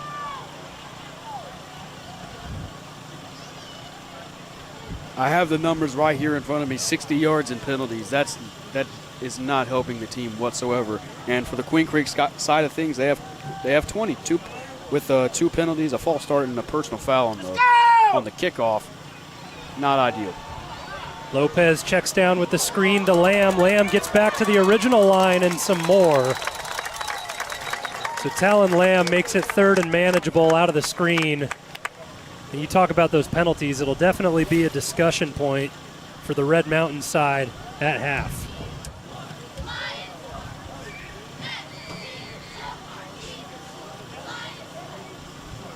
Have some other talk where the officials are having. Yeah, the Red Mountain huddle, they're going backwards again. Wow.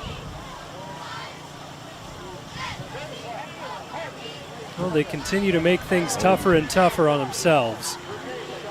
We've seen 2 instances on this season where Red Mountain have converted on a 3rd or 4th and 30 plus though.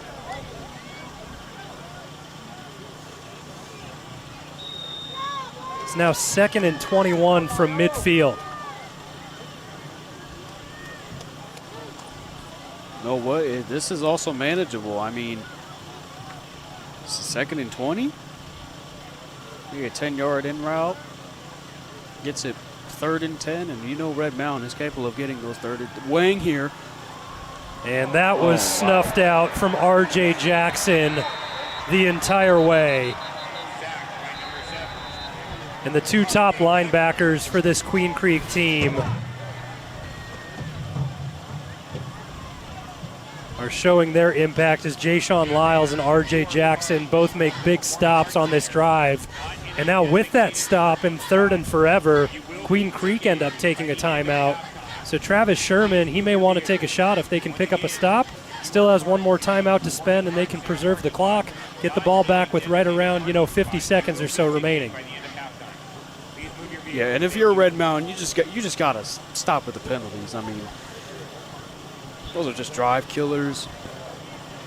You had the opportunity to, on 2nd and 20, to get the 10-yard gain, make it 3rd and 10, then convert that and maybe take a shot at the end zone, and then you get a great screenplay to Talon Lamb, and then a holding penalty happens.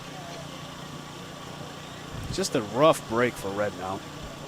And you see Kyle Enders out on the field right now having a discussion.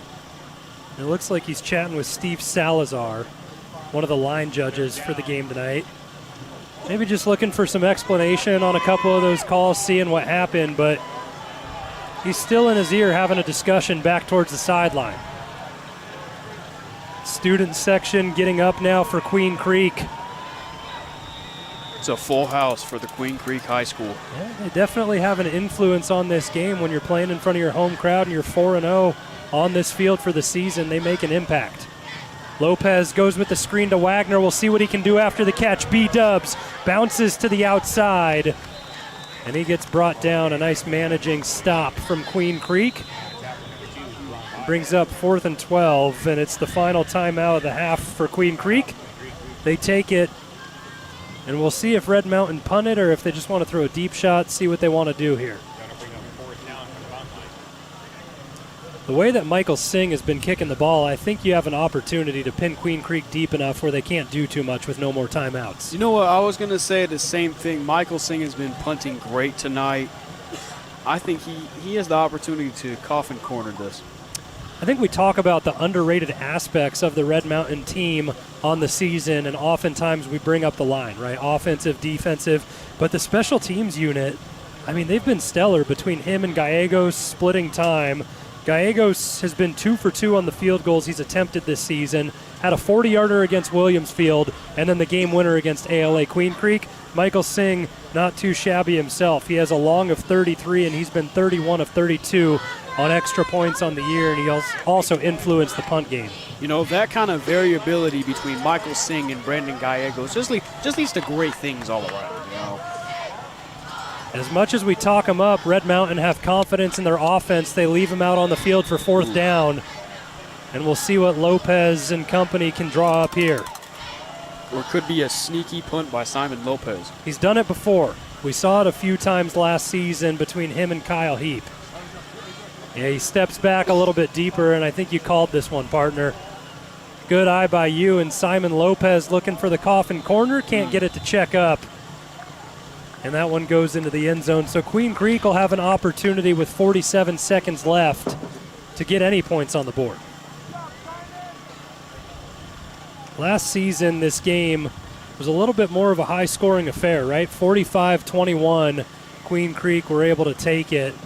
But we talked about the adjustments in the defense as they've grown both in age and experience, and they've looked good after the first 2 possessions where they gave up those scores to Red Mountain. It's been nothing since then. They looked great, minus the 2 turnovers, the Dylan Simmons fumble and the Tate Reynolds interception. You take those out of the game, Queen Creek might have the lead, but instead Red Mountain takes one and scores off of it, and it's a 14-7 game. The game could have been 21-14 Queen Creek. And Reynolds passes to the outside. He finds Levitt, able to get out of bounds. It's a good job getting out and evading the tackle to be able to stop the clock.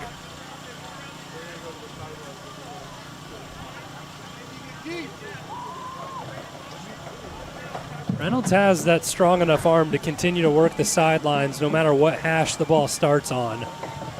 I'll be curious to see how much of it is just kind of chunk play after chunk play, 5-yard out, versus when they look to take a shot.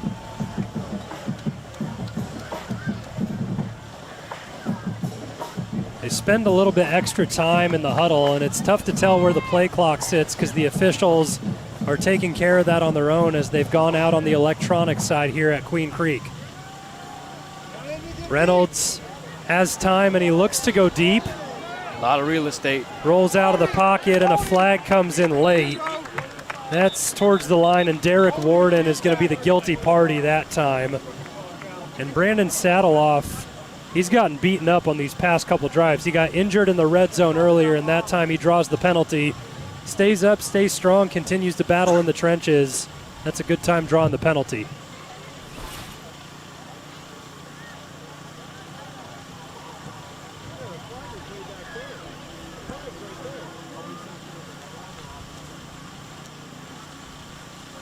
So the officials continue to talk this one over. We'll see what the ultimate decision is.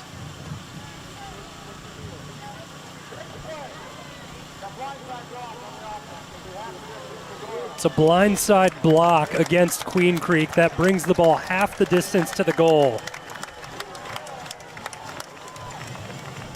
And that's a big break for the Red Mountain defense.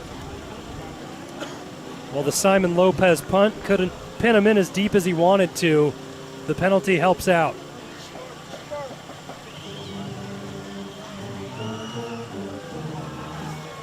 Queen Creek set up now inside their own 10.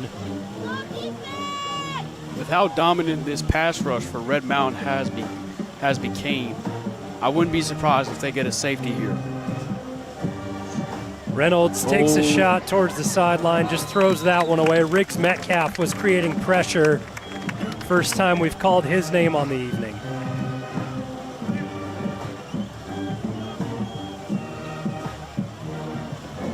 Bit of a chess match with managing the clock at this point, you know? I mean, the penalties, the clock stops, 27 seconds left for Queen Creek, but it's third down. You're pinned inside your own 10 at the 8-yard line, 3rd and 22. The timeouts are gone there on the side of Queen Creek, but Red Mountain, they still have a pair. You get a good stop here, you call timeout, punt it away. Maybe you take a shot at the end zone. Make Queen Creek pay. Reynolds goes to the ground. They give it back to George, and he has room. Jamison Wade shows all the strength he had, makes the stop. George able to get out to the 18, and right on cue, Kyle Enders calls that timeout. So Red Mountain will still have one to work with for this offensive drive following the punt.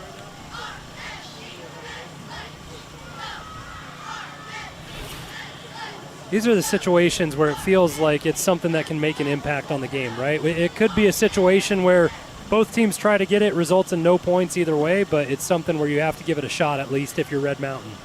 Yeah, I mean, you can't score without taking a shot at the end zone. And 21 seconds, or 21.4 to be exact, anything can happen. You know, it could be a blocked punt. We could see a fake punt. We could see a punt return for a touchdown. You know, the chances are there. You've seen the explosiveness in the return game for Red Mountain between Bodie Wagner on the kickoffs, Tyreek Cornett with the punts, and then we've also seen Logan Haney back to receive a couple on the season as well. The way the punts have been flying, they've kind of been more of a line drive level, and Cornett has had a little bit of time if he can set up some blocks. Yeah, on the side of Queen Creek, they're definitely line drive punts. I mean, Cornett has basically no time to set up. On the side of Red Mountain with Michael Singh, it's almost like a turnover ball. It's like a big pop fly.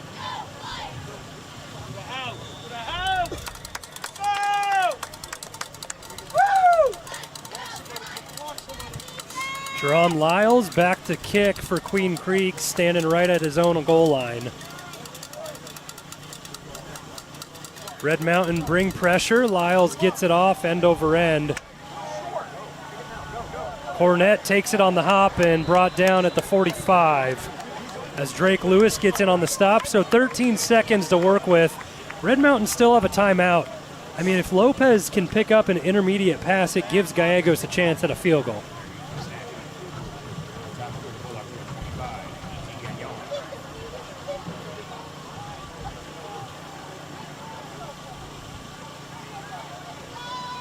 Running it out of the quad set. Quad set on the near side. I think you want to have at least the 30-yard line to give Gallegos a chance. That makes it a 47-yard attempt. I think they're going to go 4 verts here. Lopez rolls that way. Flag comes in, and he just ends up getting forced out of bounds with 7 seconds left on the clock. And that flag down near the line of scrimmage insinuates who it's on.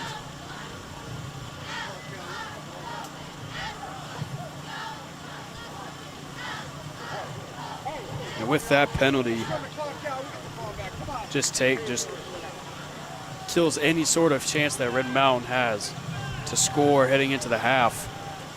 I mean, yes, they get the ball at the third quarter, but ideally, as a coach, you want to put some points going into the half. And the story of this one is penalties, penalties, and penalties have been hurting the Mountain Lions. And they're just going to kneel it out here. So they set up for the knee, and they'll just take it into the half. And like you mentioned, they'll have the ball to start the second half. A tight contest between these two. It opened up quick for the Red Mountain offense. Queen Creek answer late with the Tate Reynolds 9-yard rushing touchdown.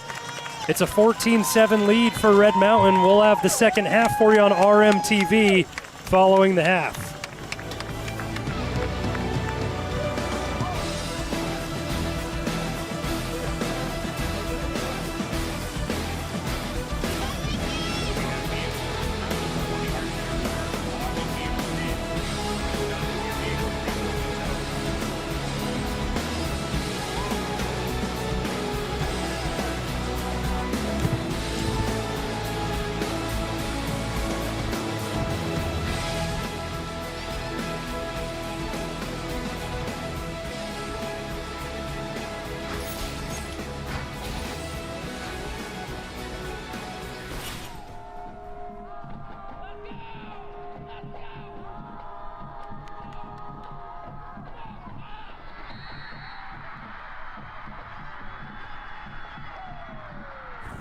Hey, I said it last week. I said it doesn't get much better than this, but we're here 2 weeks later, and 6-0 versus 6-0 region opponent. It doesn't get much better than this, guys. Play hard every play. And again, take it all in. Play by play by play. On to the next one. Thing doesn't go your way, next play. Things don't go your way, next play. Do your job. Win your individual battle, we'll be just fine. Hey, I'm telling you right now, they're not ready for a dogfight. They're not. They're fake tough. Fake tough is what they are. Here we go. In the ring. Family on 3, 1, 2, 3.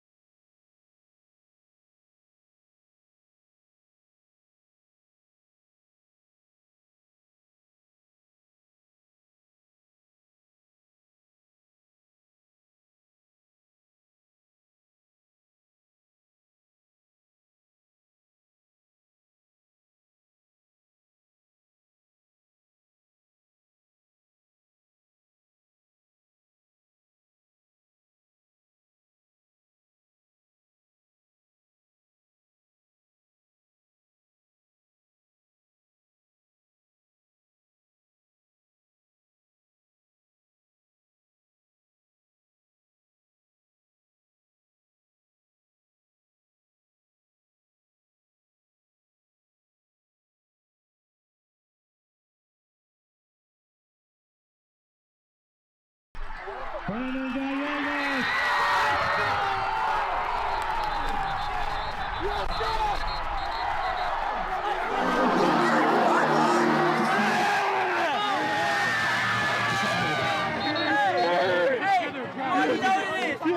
best field goal unit in the state. We coming for open state. We the best in AC. We the best in AC. Let's go. Hey, I said it at the beginning. Can they stand in the ring for 4 rounds? 4-round slugfest. We said it in the fourth quarter. We'll find out if they can still stand. They weren't standing. Hell yeah. That's what I'm talking about. Hey, let's go in here and get a break. Let's go. Let's go. Hey, state champs on 3. 1, 2, 3. Yes, sir.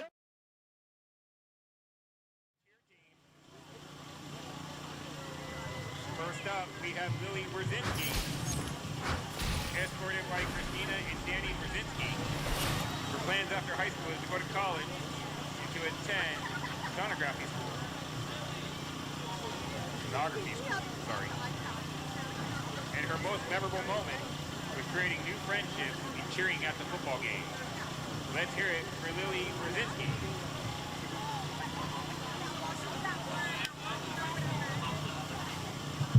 Now we have Amaya Almanza, escorted by mom Jessica, stepdad James, their dad Jose, and stepmom Cynthia, siblings Adrian, Bailey, Demi, Zeke, and Yara. Her plans after high school is to attend a 4-year college and graduate with a degree in nursing and become a future NICU nurse. Her favorite memorable moment is freshman year nationals at Disneyland, especially, quote, hot dogs. Let's hear it for Amaya Almanza. Next up, we have Belle White, being escorted by parents Gabe and Janelle, and her little sister Georgia. Her plans after high school is to attend the university for cheer and pursue a degree in nursing. Her most favorable moment was her junior year for NASA. Let's hear it for Belle White.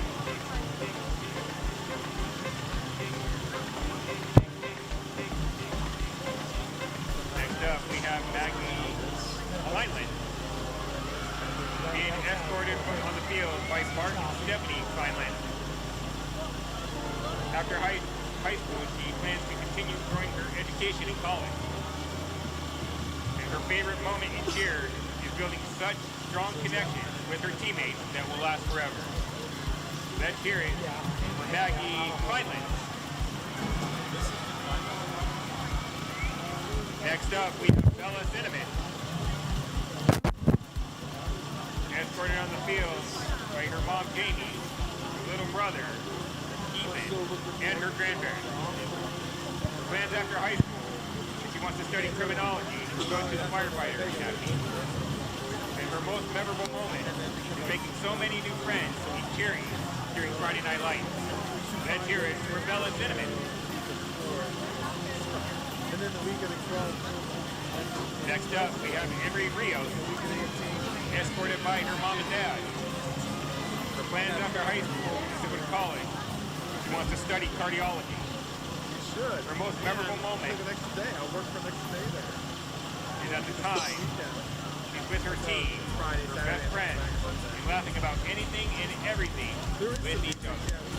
Let's hear it for Emery Rios. Last but not least, we have Kiera Taylor, escorted on the field by her mom Carrie and her dad Ryan. After high school, to go to nursing school and become a nurse anesthetist. You gotta go one time and work at a medical practice.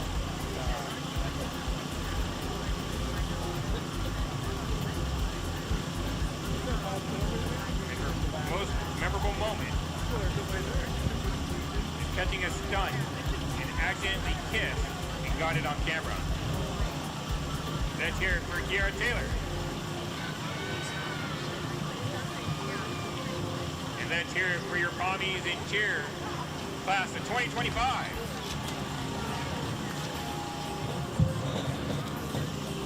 No, I gotta unspool it first.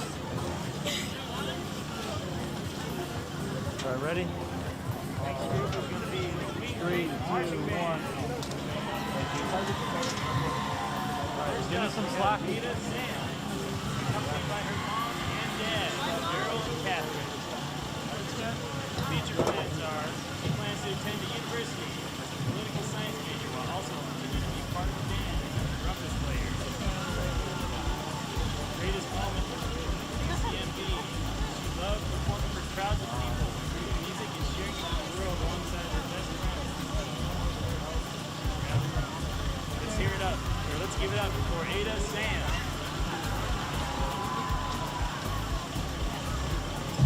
Next up is Shaylee Diadobo, accompanied by mom and dad, Kelly and Ira. Her future plans are going to college for a degree in criminal justice. Her favorite moment in the QCMB was during freshman, having the bus rides, playing with friends, and having stayed through all of high school. Give it up for Shaylee Diadobo. Next up, we have Katie Case, accompanied by mom and stepdad, Rhiannon and Justin, brothers Tyler and Travis. Her future plans are going to college to pursue her career in aviation and finish the remainder of her pilot certificates and fly for the airline someday. Her favorite moments were lunch hours sophomore year and taking a golf cart on a road ride with her brother. Also, waves! Let's give it up for Katie Case. Next up is Luke Stanley, accompanied by mom and dad, Michelle and Ron. His future plans are to attend BYU for a year before serving a mission for the Church of Jesus Christ of Latter-day Saints, then returning to obtain a bachelor's degree in computer science. His favorite moments with the QCMB, making memories with so many cool people, messing around in the brass room, and having the privilege of leading my amazing section. Let's give it up for Luke Stanley. Next up, we have Kylo Lazinski, accompanied by parents Jessica and Adam Lazinski. Kylo's future plans, going to community college for a couple years before going on to ASU, where he plans on studying clinical psychology. His favorite moments in band is getting to create a family with the tuba section and getting to become best friends with the people in drumline. He is also very grateful to have spent the last few years of band with Mr. Rother. Let's give it up for Kylo Lazinski.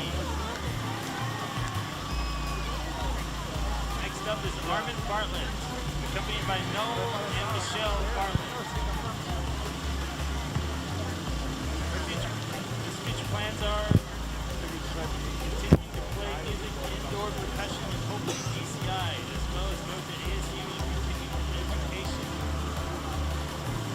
Favorite moments are dancing with friends to Don't Stop Me Now in the stands. Also love the feeling of ending a performance and being able to celebrate it with his friends afterwards. Let's give it up for Armin Bartlett. Next up is Bailey Olin, accompanied by mom, dad, grandpa, and brother Ben. Future plans are to attend Arizona State University with a major in exercise science. Favorite memorable moments: crying, laughing on the floor at a football game with my bestie Carl. Let's give it up for Bailey Olin. Next up is Damian LaRusso, accompanied by mom Rebecca and dad Nick LaRusso. Future plans are to attend ASU to become a biochemical engineer. Favorite moments in the QMB: receiving his first percussion caption, playing at the HHI Championship and Friday night function. For Damian LaRusso.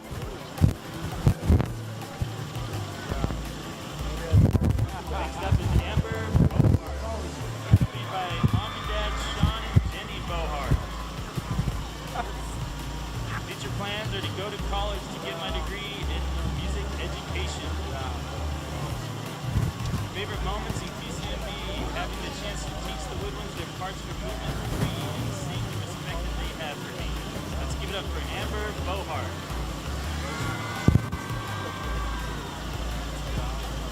Next up is Toby Christian,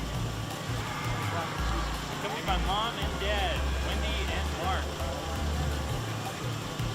Future plans go into the digital arts and commercial advertising field. Favorite moments from the PCMB.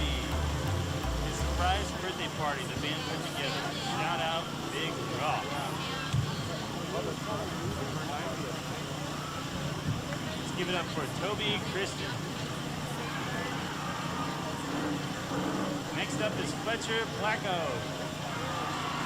accompanied by parents Matt and Courtney Flacco. Fletcher plans to go to college to study music production and composition. Favorite moments? All of it. Let's give it up for Fletcher Flacco. Nobody. Next up is Madeline Mentel, accompanied by Mom, Dad, sister, and brother. Future plans? To attend ASU and pursue a career in aerospace engineering. Favorite moments? I would like to thank everyone who has helped me make it to this moment. It's been a long journey, but I'm so happy I had family and friends to help me.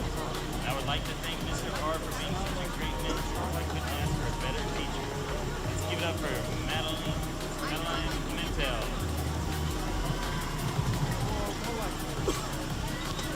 Next up is Sarah Cosi,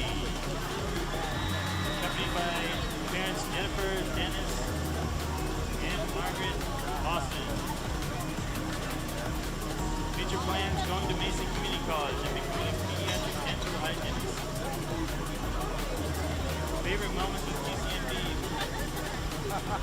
Long days at competitions, especially freshman year when we would walk up to the field performing and we intimidated them because of how laser focused we looked.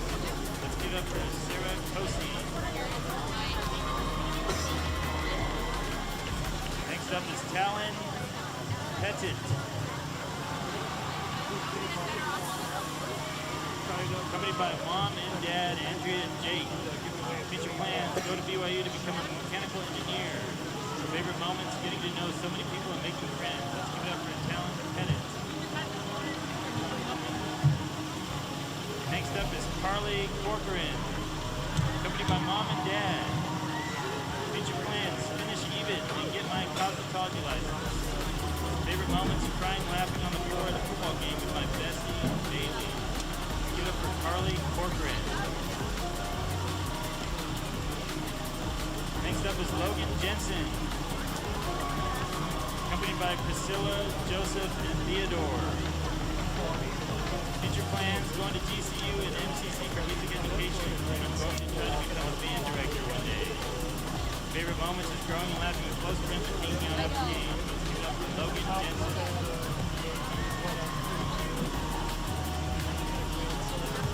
Aubrey Alcala is next, accompanied by Wendy. Future plans: going to college to become an audio engineer.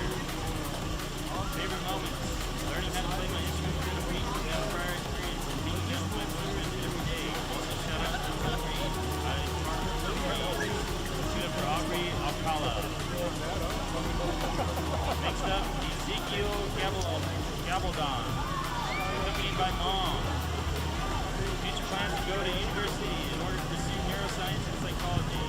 Favorite moments: losing my shoe on the U of A field freshman year and my girlfriend joining band.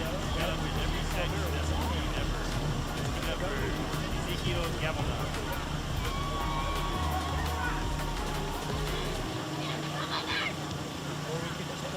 Next up, Dakota Warner, accompanied by Mom, Stepdad Cody, Grandma Carrie, and Papa Pat. Future plans: to be a cosmetologist and own my own salon. Favorite moment: performing in front of crowds, making new friends, and having fun bus rides to and from events. Memory: I remember seeing staff space and kids after playing professional. One impressive Dakota Warner. Next up, Devin Connors Murray. Moms Meg and Mel, sister Delia. Future plans going into music education. Favorite moments from PCNB? I always look for performing the highlights of all the competitions to make sure our online is the same this year. Let's go to Devin Connors Murray. Next up, student Elena Benuelos, accompanied by Kelly Benuelos. Becoming a wedding photographer is her future plans. And favorite moments U of A bus ride home. Let's give it up for Elena Benuelos. Next up, Angel Fraga, accompanied by Dana and Andy. Future plans attendance is need to get my associate degree in atmospheric science and attend an in-state school for my bachelor's degree. Favorite moments first day of freshman year. They had the band play in the courtyard. They made me stand in the middle of the arts anyway. Let's give it up for Angel Fraga. Last up, Matt Duncan, accompanied by mom and dad. Future plans, Coach Color Guard. Favorite memorable moment, all a ride of spring. Let's give it up for Matt Duncan.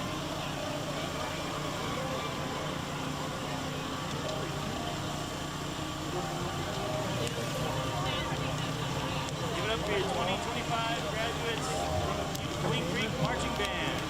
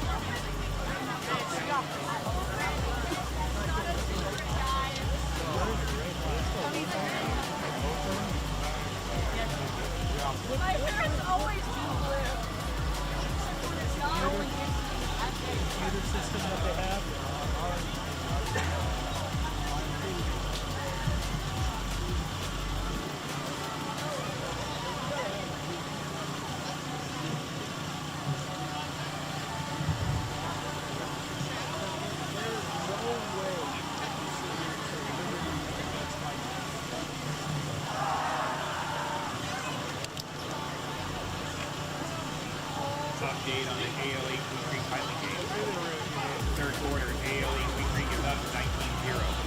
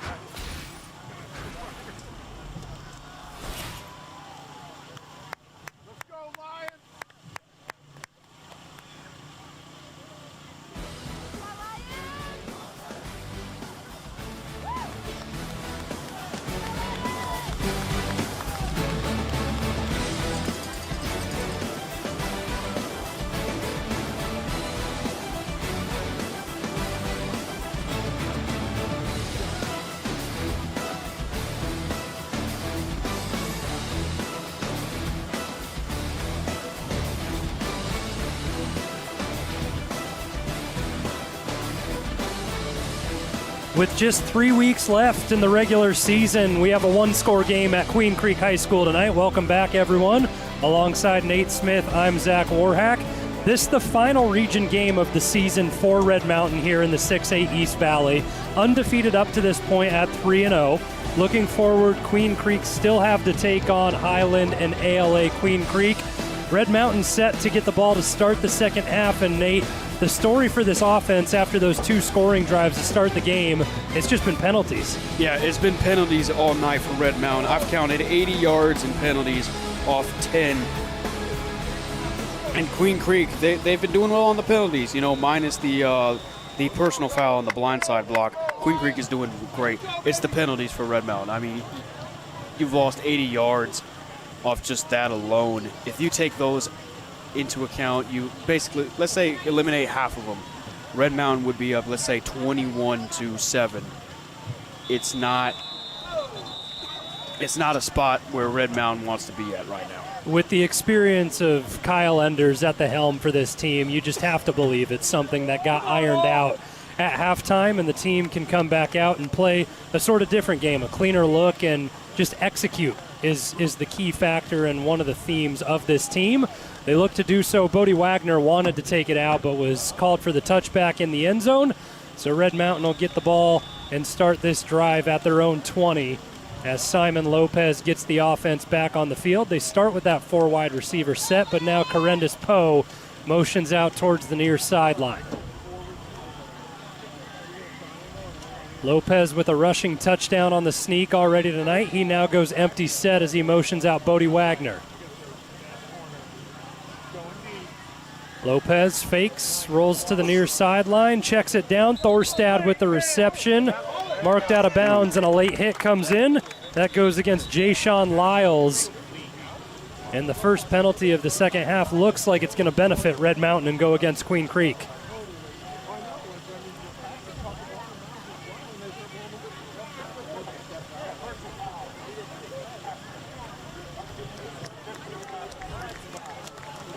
Not a great start for Queen Creek on the defensive side.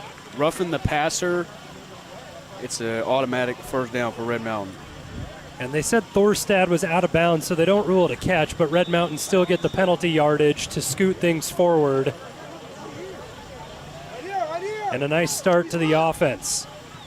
Late movement on the defensive front for Nick Harper and Queen Creek. Lopez with the give to Kai Jackson. He fights forward up the middle for a couple. Stopped by Jaron Lyles. Going no huddle here, trying to catch the Bulldogs off guard a little bit.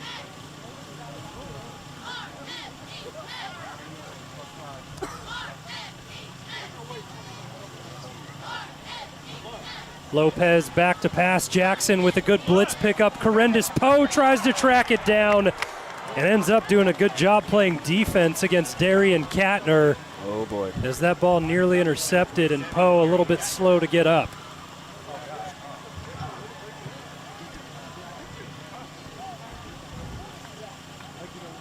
Kai Jackson did just enough with the blitz pickup to be able to give Simon Lopez an opportunity to get that throw off, but the rush made him go a little bit too much over the top towards Poe, nearly intercepted, and now 3rd down and 5 for Red Mountain. It was a good job by Poe there. I know he got shaken up a little bit, but good play there of batting the ball away from the defensive back.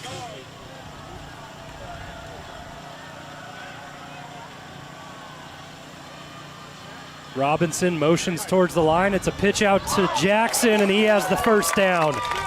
Great design and good blocking up front to pick up the first. Kai Jackson gets it done. Just a fundamentally sound football play right there from Kai Jackson. He's great vision, sees the hole that the offensive line picked up. And that's what you want to see from this run game. A lot of motion on the front end that time around. You saw Anthony Peevler pull across and King Robinson come back in towards the line. Just enough deception that time from Red Mountain on the play call.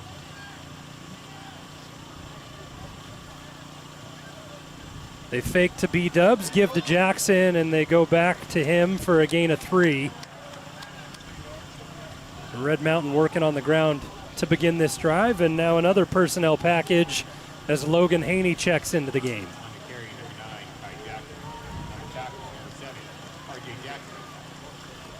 He's gotten some run in the backfield this season as Kai Jackson tries to pull some of that natural grass out of the helmet on the sideline. One of the few fields and stadiums that hasn't gone to turf up to this point. God, it's like a dying breed almost. Grass fields. Not easy to maintain in Arizona, I guess. Lopez with the give. Haney has it, shot out of a cannon, and Haney picks up the first down. Jayshon Lyles ends up landing on top of him, and it's going to be a penalty late.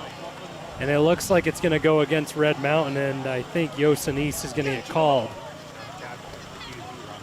Either against Yos or Queen Creek. Yeah, there was a little bit of extracurricular with everyone getting pulled off the pile, and I think Yost just came in to try and get the defender off of Haney.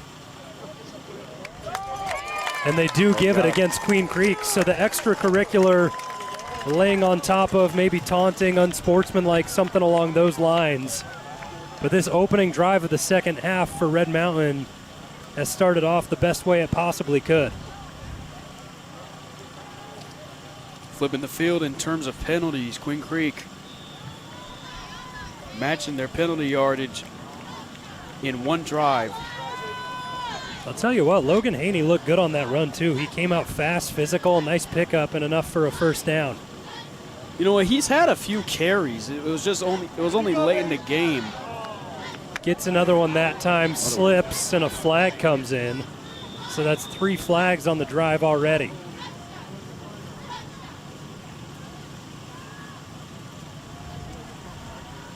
Officials have had a busy night, and they continue to work the call. Yeah, it's all the installs you're talking about as the season goes on, and you've seen a plethora of players get touches for this Red Mountain offense. I was going to say it was a late hit, but it's holding. So the teams trade penalty yardage, and the crowd begins to get antsy on both sides as they just want to see action. Only a little over 2 minutes gone so far in the third quarter. Red Mountain now set up at the Queen Creek 35. That's the 17th penalty of the game.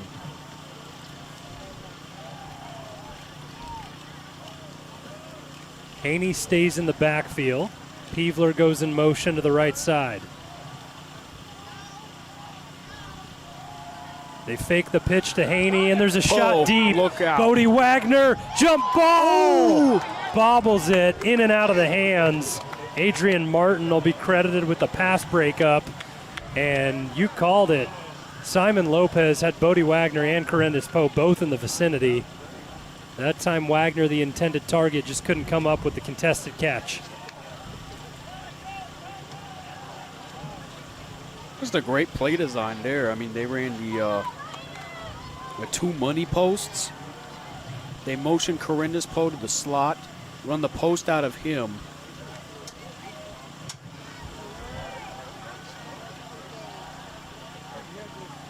Heavy set up front for Red Mountain. They go back to the sideline. Lopez checks the wristband, ready to get the snap off. Gives to Jackson, cuts back up the middle, and he is met.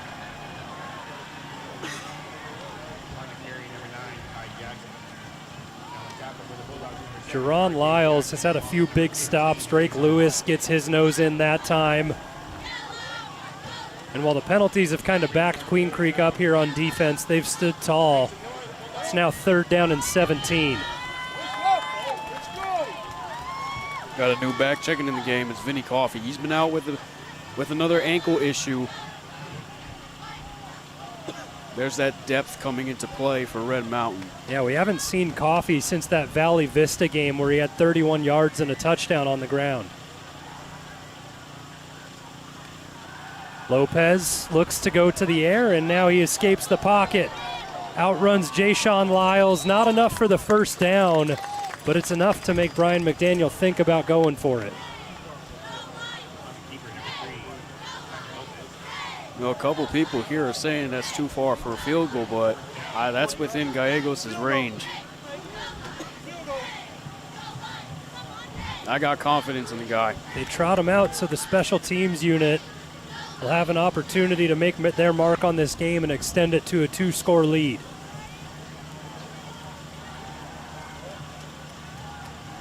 "42-yard attempt for Gallegos.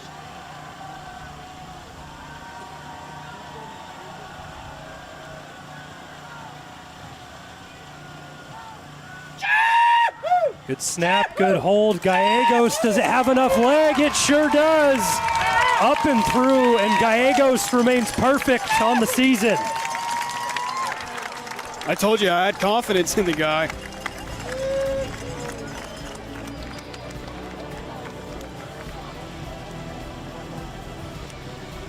That guy right now is probably living the best life. The game winner last week against ALA Queen Creek won tonight from deep to extend the lead, now 17-7 for Red Mountain. The drive killed just under 4 minutes.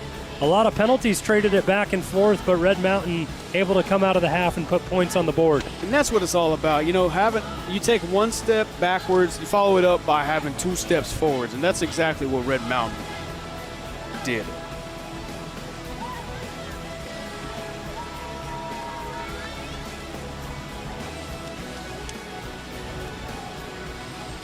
Queen Creek now with the opportunity to answer.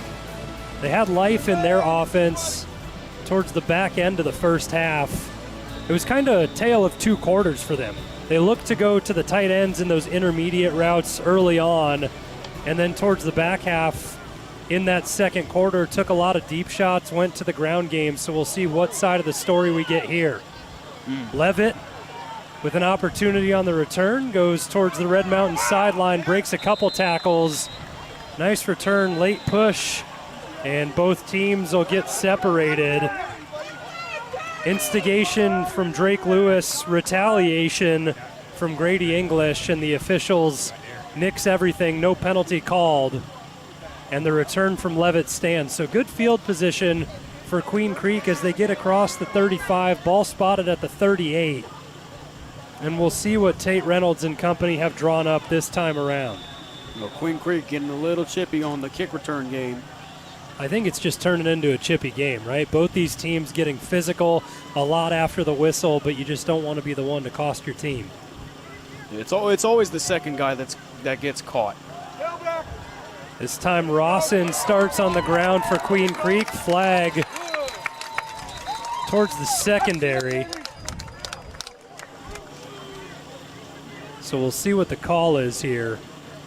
With that 2-headed monster in the backfield between Rawson and George, trying to get things started at the beginning of the second half here for Queen Creek with their opening drive. Penalty in the secondary, or not the secondary, not where the linebackers were.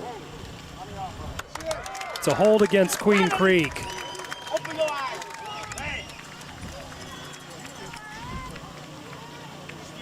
Just a testament to the hard work of the front seven of Red Mountain.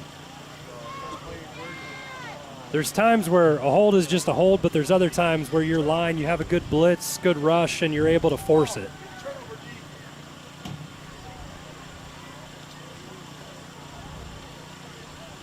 Saddle off, Whitney and Rock Miller set up this time. Quick pass out towards Levitt. He runs up the sideline. Well, left hash there, and Haney able to make the stop. Crew Levitt, not a big guy by any means, but he's a shifty fella.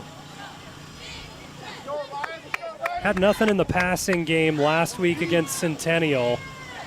Been involved, ran a lot of routes here up to this point tonight. Jackson White hobbling off towards the Red Mountain sideline.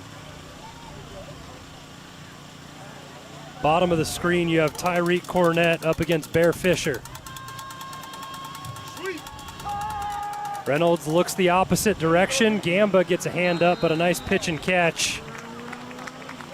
And it brings up 3rd and manageable for Queen Creek.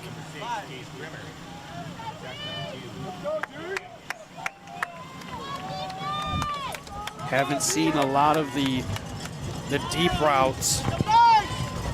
Most of them going to Dylan Sims, that big tight end.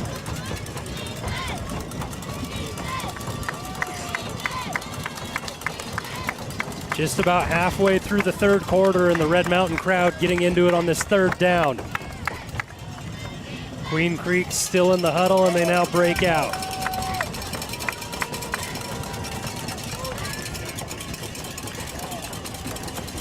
Fisher and Sims at the bottom of the screen, Grimmer up top.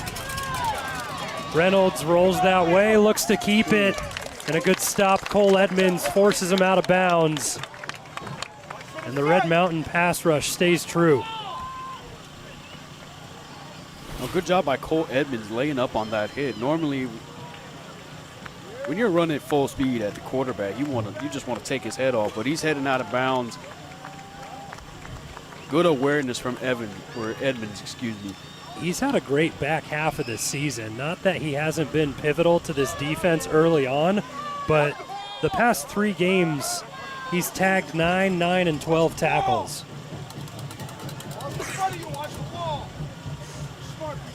Queen Creek left the offense out for a moment, and now Lyle sets back to punt. Haney, he sets up a little bit short of Cornett and now comes to the side. So we'll see if there's any action in the return game for Red Mountain this time around. Late substitution for the line of Queen Creek. They get Clint Jensen in, and they have to take a timeout with the late personnel swap. And that's good news if you're Red Mountain. Get them to spend one of their timeouts in a close game here early on in this second half.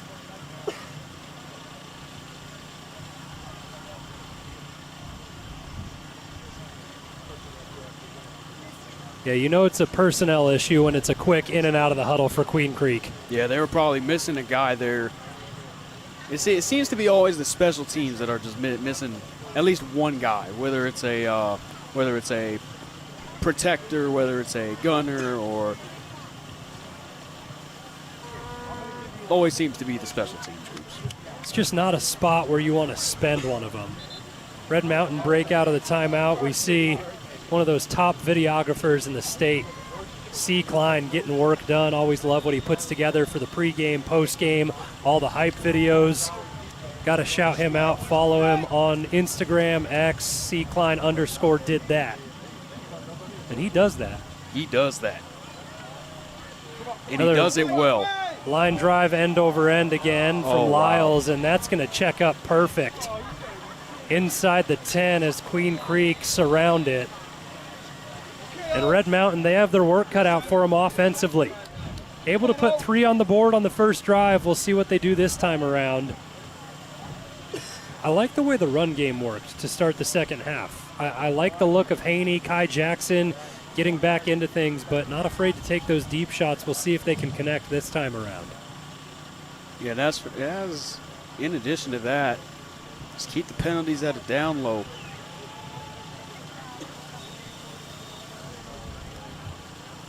I mean, Red Mountain, they're not afraid to take the deep shots to Corindus Poe, Bodie Wagner, and King Robinson too. He's been having himself a quiet year, but he's made himself a name when it matters. Thorstad motions to the left. Lopez out of the pistol, fakes it to Jackson, rolls out, and he finds Thorstad. Burst of speed and enough for a first down. Nice concept for Red Mountain.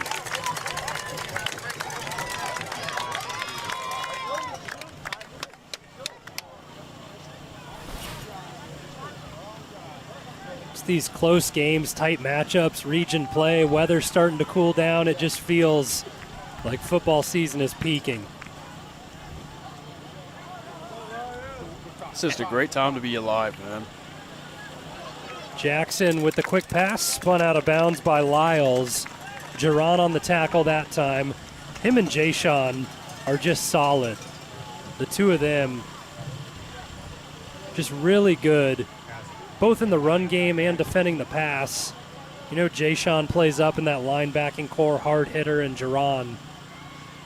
He can do the same, but also has his hand in the pass coverage. Another one to Thorstad, upended, and that's a nasty-looking hit. He thinks he kept his feet. Ooh, that's close. Drake Lewis kind of just planted right into his midsection. We'll see on the replay here if he was able to keep churning. Brings up third down.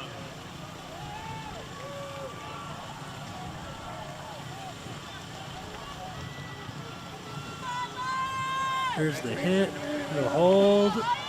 Hey. Yeah, he's down. I mean, he hit. Yeah, his knee down. Right there, the knee comes down for sure. Could have been earlier, but good effort regardless by Thorstad.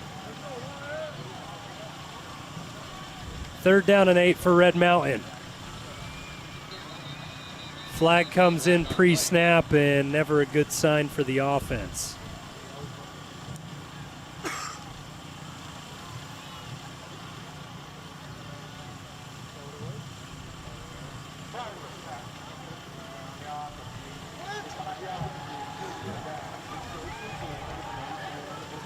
Another pre-snap penalty for Red Mountain. If you're going to take one, you want it to be earlier in the set of downs, right? You have a 3rd and more manageable, and now you're backed up behind the sticks in your own territory. This makes it a lot harder to make anything happen. And really, especially the way this Queen Creek defense has been playing throughout the second quarter into the second half.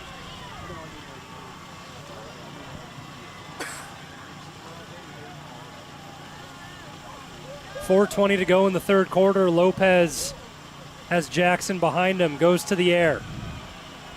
Lopez scrambling, facing pressure wisely. Just gets it away to his own sideline, and a big stop for Queen Creek. So they're able to hold Red Mountain to a field goal on the opening drive of this half, and now they'll get the ball back, and it should be good field position for Crew Levitt to receive this punt. Perfect drive for the Bulldogs there. You know, you force Red Mountain to have a penalty. And Queen Creek's offense has been very stagnant. Very stagnant on the night. Just one drive has resulted in the end zone for them. It was the Tate Reynolds rushing touchdown. Singh just able to get that punt away. Levitt comes up, takes the fair catch, has it at the 47.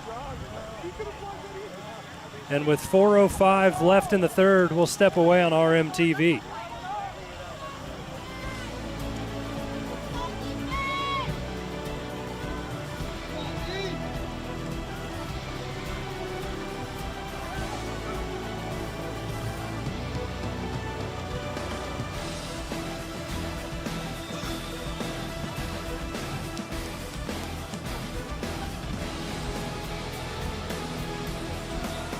Queen Creek, quick to get back on the field. They go to the ground to Lucas George. He gets across the 50 on 1st down. And really the best spot that they can be. And it's not 100% necessary, but you just feel like there's a limited amount of possessions left in this game for Queen Creek. You want to capitalize here. Definitely. You get a touchdown right here, you essentially cut it more than in half, make it a 17-14 game, and that's definitely manageable for the Queen Creek Bulldogs.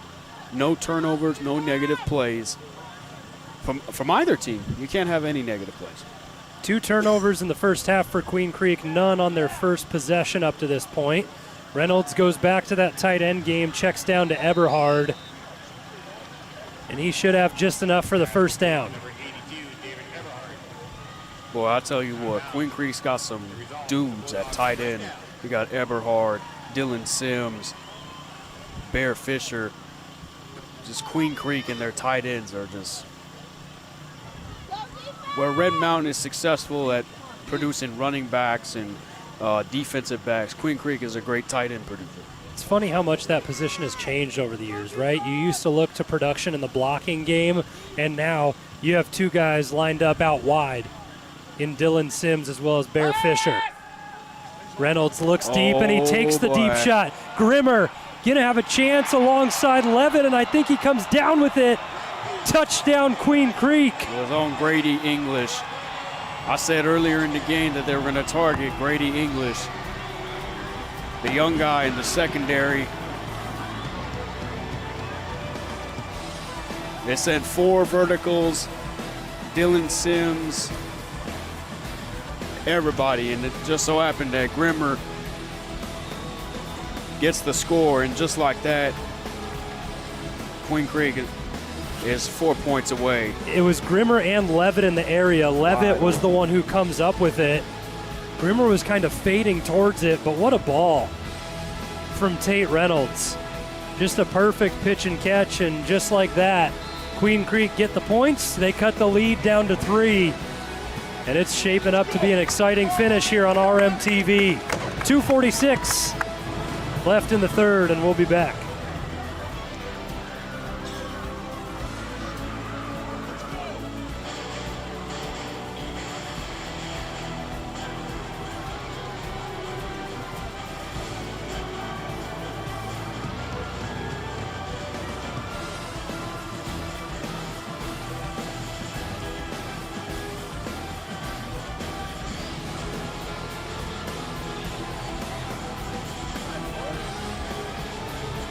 Well, we're shaping up to have an exciting matchup to finish things off in this 6A East Valley game between Red Mountain and Queen Creek, a 17-14 lead for Red Mountain.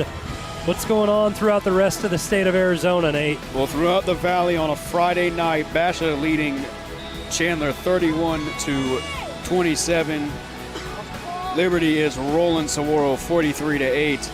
ALA Queen Creek shutting out Highland 26-0. Buena has the lead 35-28 against Marana, who is number 1 in the state. Hamilton beating Castile 17-7, and Mountain View beating Tolleson 50-6 in the third quarter. South Point beating Mountain Ridge 14-9. Pinnacle handling business against O'Connor 49-14. Williamsville beating Perry 17-10, and Desert Mountain is shutting out ALA Gilbert North 17-0 in the third quarter. And the last matchup, Centennial beating Chaparral 49-3 in the fourth quarter. That Buena game, I gotta say, aside from this game right now, I have my eyes on the Buena game. If Buena beats Marana, that goes down as a monster upset, and we may have a new number 1 after this. Yeah, a couple of those that you highlighted things could shake up in the open bracket the way that it is. You talked about it earlier. Chandler was beating Basha in that game, and now Basha on top, so we'll see how that finishes. On the previous kickoff, penalty goes against Queen Creek, so it backs it up more. Well, and they just reset things here, and it looks like Bodie Wagner may have a chance to take this one back.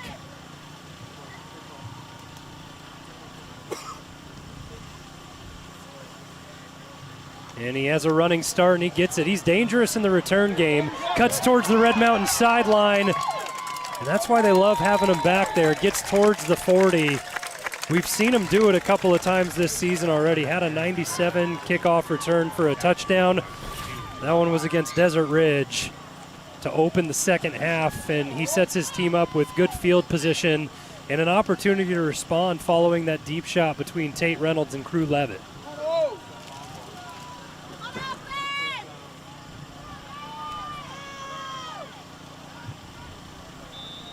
You got Corinda's Poe on the far side. He's soloed up, trips to the field. Lopez keeps it, heads towards his own sideline, has a little bit of extra gain across midfield. Jerron Lyles makes another stop, but not before the first down comes in for Lopez. You know, we haven't seen a lot of the design QB runs. I mean, the only time I can remember is right before half, you know, Simon Lopez takes it right up the middle. You think Red Mountain is gonna look more towards those in the second half? I think it's an area of the game that you can utilize. He's so efficient in it, and it's something that they almost have in their back pocket of the playbook. That time, a little hesitation. Schmier over the middle, and back-to-back first down. Hard fought from Andrew Schmier, gets the crowd going.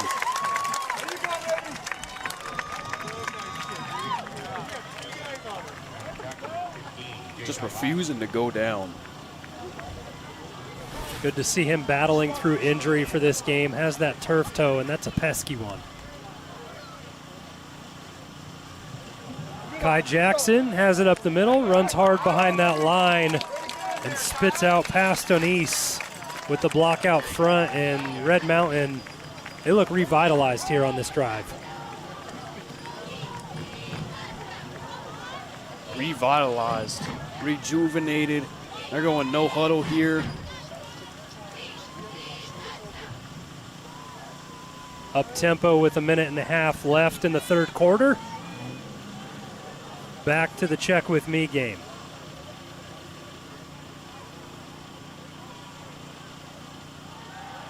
Lopez has time, good clean pocket, takes a shot for Poe. He was never able to get around. We'll see what the penalty's on. Darian Katner was in coverage. It's an interesting call. He was just running in front of it, kind of tracking the ball down, and Poe ended up knocking him down. I don't know if you can call interference on that against Katner. I don't know what you can call on either side. Poe was almost just trying to get around him. It looked like one of the situations where the feet just get tangled up as they're trying to run it off. It looked like they call a pass interference on Corindus Poe. Yeah. Perhaps they saw the extension of the arms of Corindus Poe, but I don't know, it's a tricky call. That was one of the best pockets that Simon Lopez has had to throw from tonight. The pressure has gotten there from Queen Creek. They flushed him out. Haven't picked up a sack up to this point. And Lopez was able to take a shot there to Poe. Results in a penalty, and now we get a stoppage from the officials.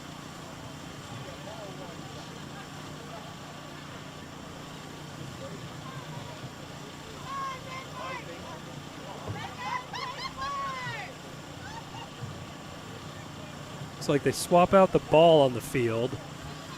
Didn't really change the spot. I think they were just sorting something out. A couple of times we've had that tonight. Slows down the pace a little bit. Any momentum kind of flushes out. And 2nd and 17 after the penalty for Red Mountain.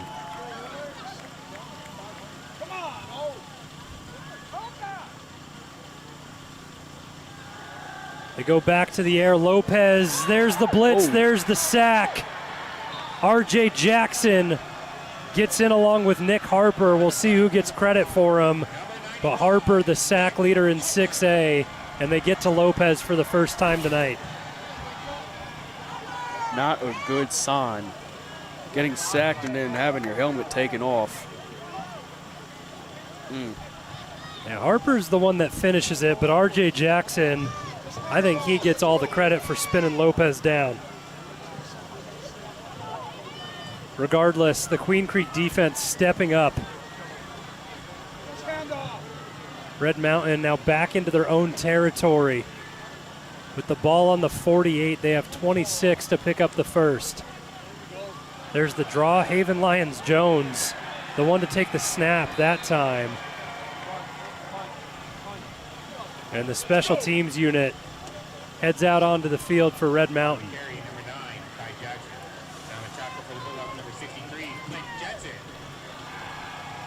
Yeah, the penalty, the offensive pass interference that I think it could have gone both ways. But ultimately, Corindus Poe is the offender in the eyes of the referees. That's the end of the third quarter. Third quarter. Clock strikes zeros, and we're shaping up for a nice finish. Just a 3-point game between these two teams. And a region matchup, and could be a big one to shift standings in the open bracket. We'll have the finish here on RMTV after the break.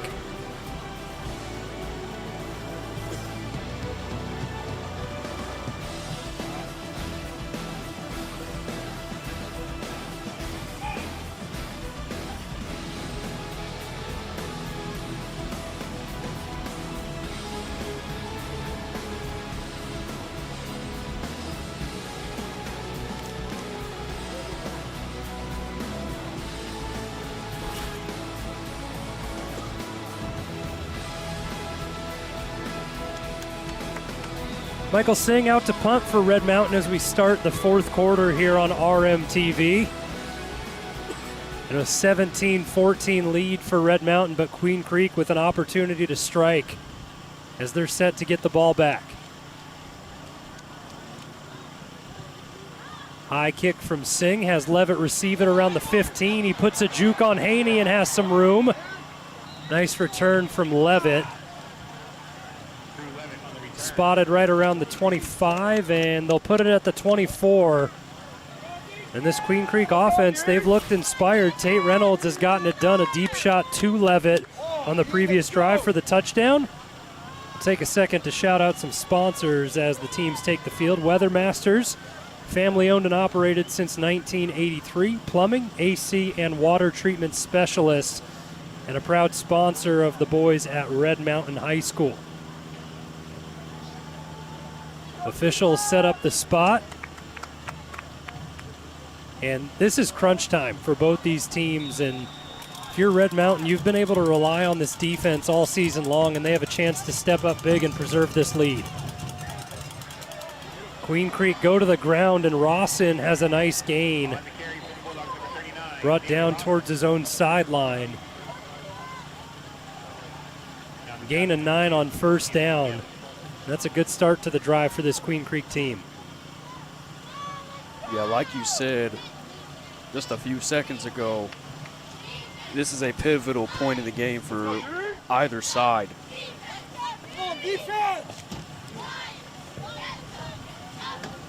If you're Red Mountain, you need to get another turnover here. They had the 2 in the first half, a forced fumble from Jacob Red Wing and an interception by Logan Haney. Another handoff from Reynolds, and that time a stop in the backfield. Jamison Wade, Rock Miller, both in the area, and Rawson goes down right back towards the line of scrimmage, and it's 3rd and 1.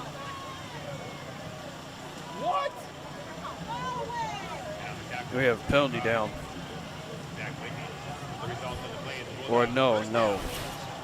They said he got enough on a second effort, so they give the first down. The chains were lacking and moving. It looked like Wade kind of blew that up. But the forward momentum gets it done for Rawson. So he picks up the yard he needed, and it's a fresh set of downs for Queen Creek. Back to the ground, Rawson to his own sideline. And Logan Haney comes in from the second level to get in on the stop. Jamison Wade in as well. Jackson White back in the game also for Red Mountain. Good to see after he hobbled off earlier on.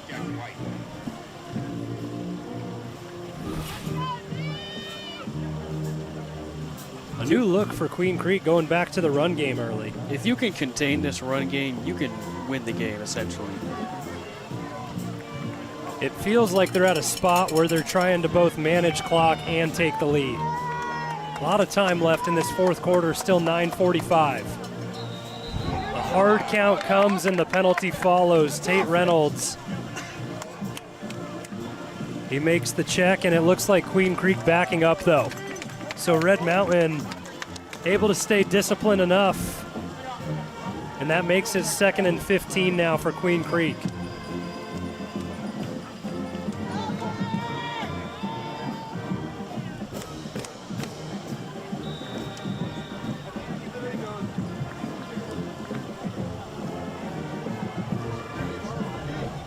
These are the moments late in games that decide a lot of standings in the season where you just have to be disciplined.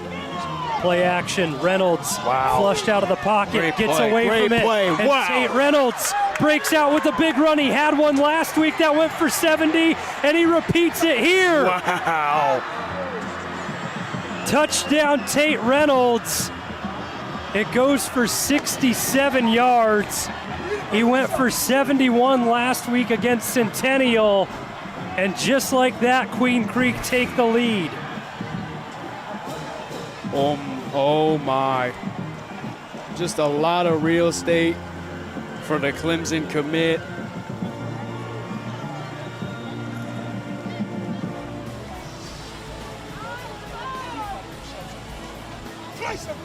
You know what? There's not a lot you can say about a great play like that on the part of Red Mountain. They forced him out of the pocket, and he was just able to make a move. Great run by Tate Reynolds, and this a big extra point upcoming. Vaught sends it up and through, and now it's a 4-point lead for Queen Creek. And Red Mountain forced to respond. 9:18 left in the fourth. Queen Creek with their first lead of the ball game.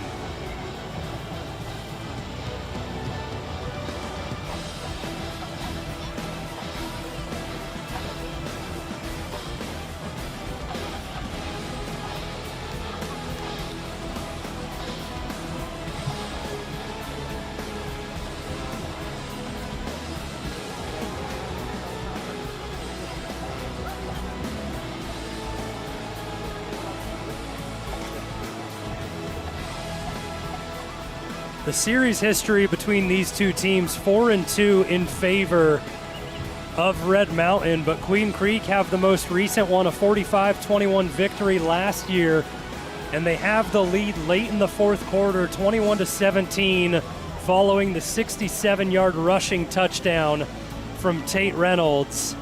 And we'll see how this Red Mountain team can respond. Right now ranked number 2 in the open bracket, both them and Morena being threatened for their seeding. And Queen Creek's trying to peek their head into the open, and a win tonight can certainly help them. Wagner with a full head of steam on the kickoff, looking to answer right away. Bodie Wagner breaks free out across the 40, and that's a touchdown-saving tackle, as it was a force out by Grayson Grove. Come on, O-line! Block somebody! Do something! He felt the crowd get up a little bit there on that return from B-Dubs. He started to get going. It was a huge return from B-Dubs. Another look at the Tate Reynolds rushing touchdown. Just a void. Good to see Simon Lopez back in the game. We saw the last handoff on that 3rd and forever was from Lyon Jones, so didn't know if there was injury equipment. I think that, there was a helmet lost on that sack. So Lopez all good and well. Kai Jackson, not much room to work with on first down. Who else but Jay-Sean Lyles in on the stop.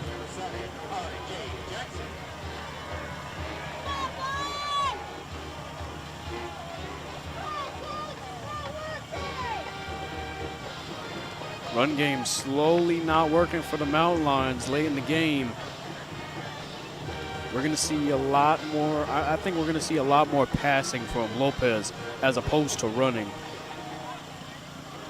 We'll see how far off script Brian McDaniel wants to go. They pick up a couple on first down from Jackson, and he stays in as the lone back here for Lopez. Thorstad able to make the catch and get blown up. I'll tell you what, those two Lyles are flying around the field. Jay-Sean in the run game, Jerron with a big stop on Paxton Thorstad. Got the hit stick. Oof, textbook.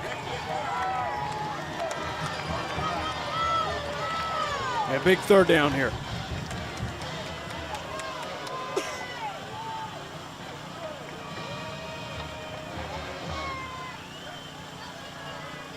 Three wide receiver set to Lopez left. He goes the opposite side, and a miscommunication between him and Corendus Poe. Poe looked like he was setting up out, like he was run blocking a screen, and he was the only receiver in the vicinity. Lopez just wanted him to come back. I think the comeback would have worked great on that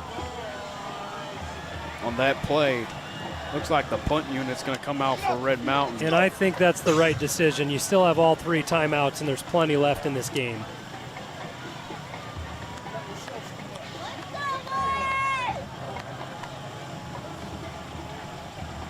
Going to be an interesting end of the game here.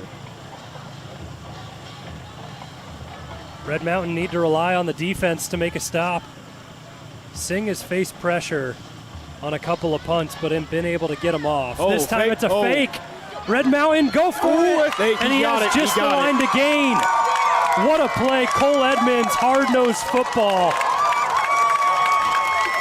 And there was just a sense of it coming. And Cole Edmonds with a nice little shimmy shake cutback, and he gets it done. And if that doesn't spark some energy into this offense, I do not know what will. Oh, the direct snap to Cole Edmonds.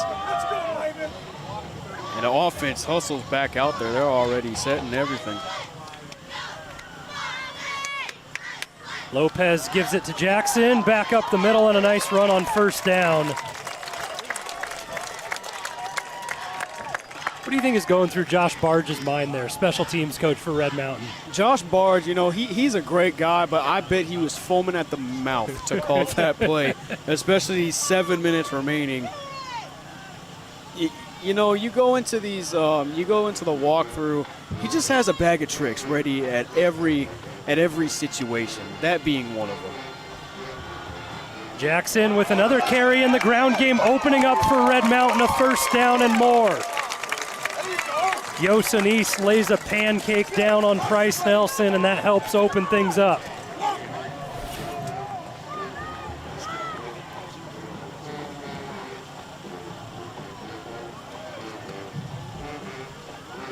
Where do you think Uncle Mo is right now? On the side of, you know what, he might be on the side of Red Mountain right now. He's leaning towards the Red Mountain side.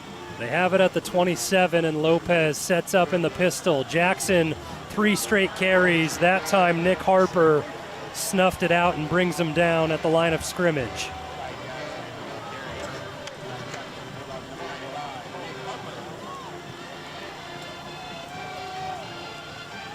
Nick Harper has truly developed as a player. Last season, just 20 tackles on the year.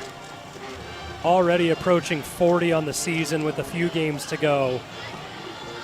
He's been big in the run game tonight, also a sack to credit to his stat line. And leader in sacks on this Queen Creek squad. And in 6A. Special talent on the line. Lopez fires over the middle, and Thorstad has taken a beating on this drive. That time, Crew Levitt delivers the blow and breaks up the pass. Got 3rd and 10 now. This is a good job by Crew Levitt. Heat-seeking missile there, seeking out Thorstad. You can hear the Queen Creek student section all the way from the opposite side of the field. Our camera set up on the home side. We are on the opposite end of the field, and it's getting loud. Big 3rd down. Red Mountain need the 18 to pick it up.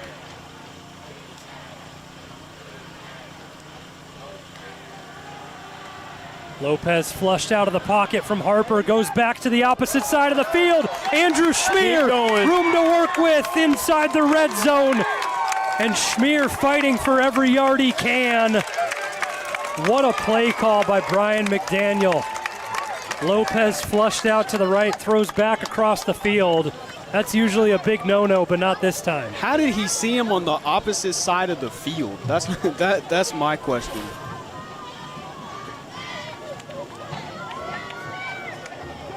Up tempo for Red Mountain as they have the ball set up at the 4. Inside the 5. Sprinting down the field.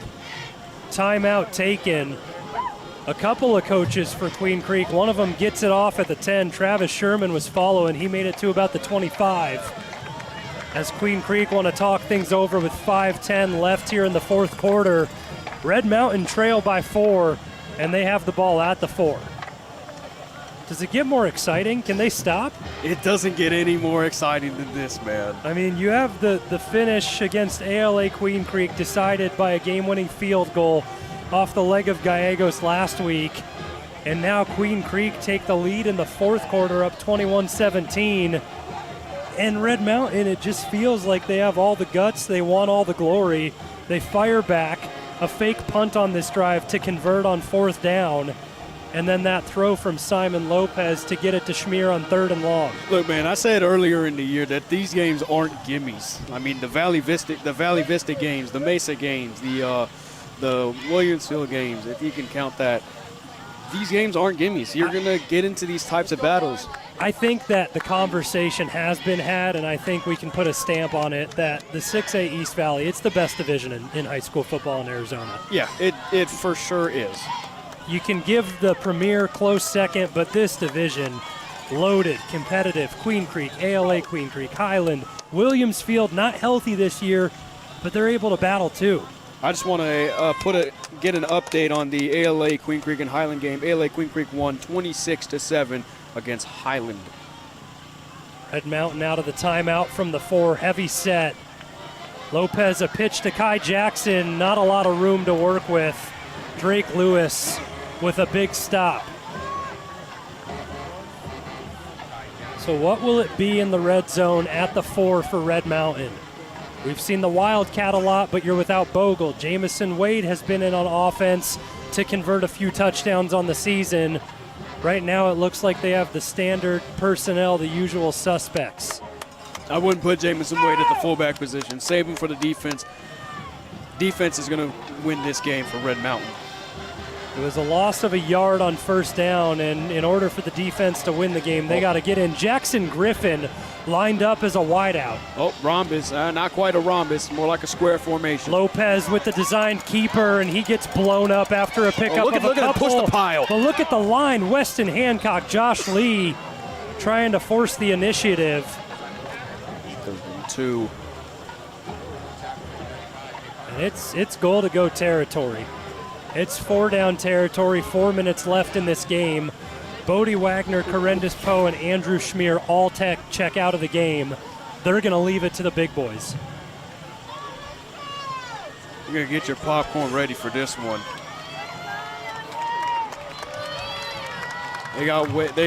Lopez out wide. Look at this. Bit of razzle-dazzle. Jackson in the Wildcat. Jackson takes it up the middle. Kai Jackson finishes off the drive, and Red Mountain back on top.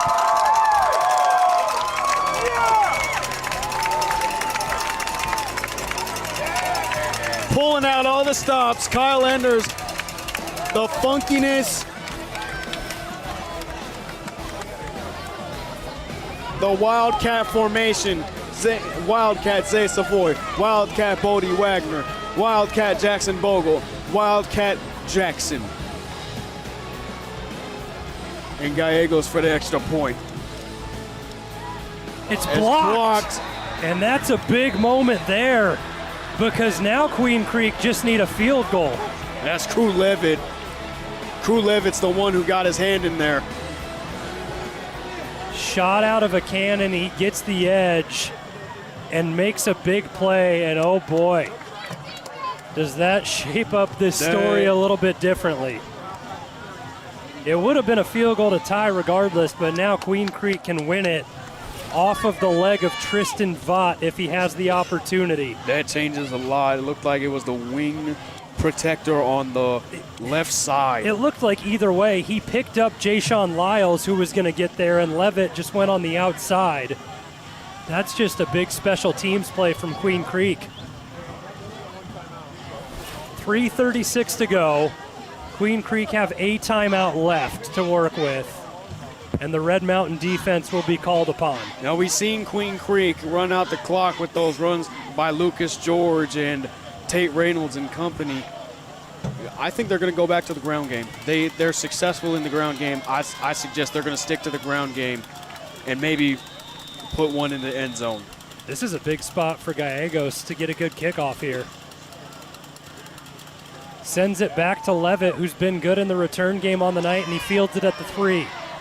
Number 3 from the 3, up the middle. Cornett stands him up, and the rest of the team comes in to finish him off around the 25. Here we go. This is what AZ football is all about. The people in the away section, they're standing up. Levitt a little bit hobbled after being taken down on the kickoff return, and he's slow to get back to the sideline. So he'll be out for at least this play. We see Dylan Sims and Bear Fisher on the near sideline. Got to keep Reynolds contained. We seen what he can do with his legs. He has a strong arm too. Just get to him, pressure him, make these throws difficult. Empty set, design draw. Edmonds and Wade come up to make the stop. Good pickup on the play call, the keeper for Tate Reynolds. Over 100 yards on the night with his legs.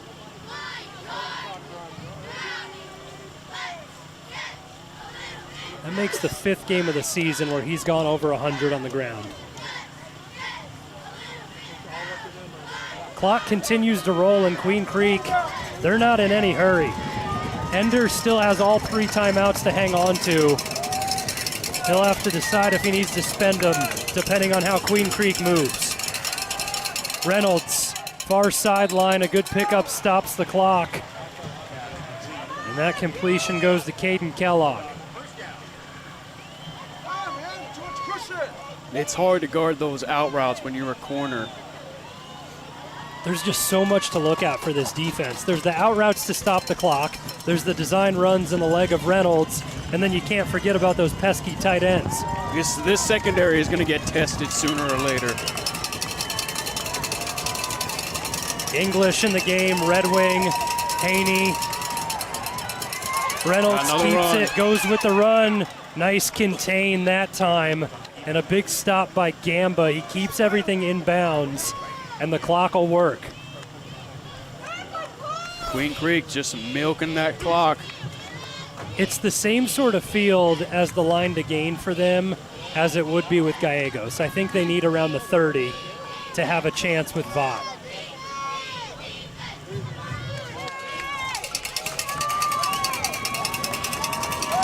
Right now, we're seeing a Jim Harbaugh type offense. They're gonna set up the pass with run and run and run. There we go. There's the pass. Reynolds with the rollout. Anise chasing, can't get to him. Whitney wraps up and has a little bit of help on the back end. And you just have to keep your head here. Jackson Griffin with a great tackle and a good job getting out. You don't want to take any excessive celebration penalties. Nothing to hurt yourself here. Less than 2 minutes and the cowbells are sounding. Shaping up to be another storybook ending for this Red Mountain season. They're off to the best start in school history at 7-0, looking to maintain perfection.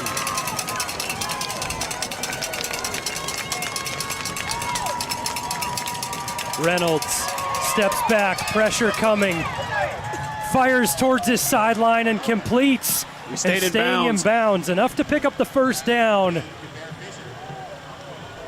And that pauses the clock here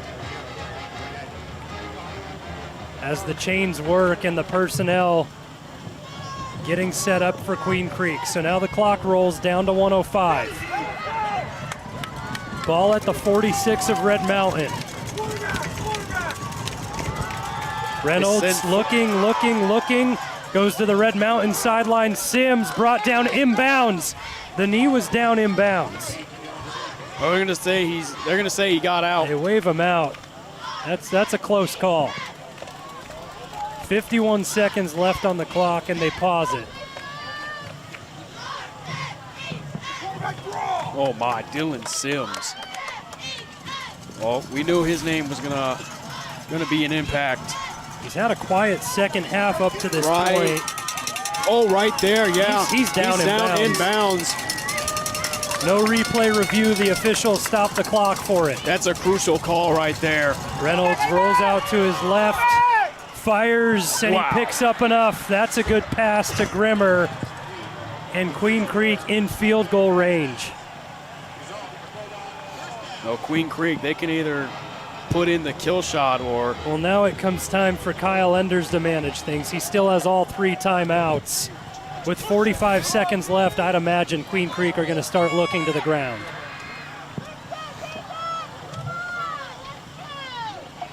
Or are you going to go? Or is Queen Creek going to go victory on 1 and set up for the field goal?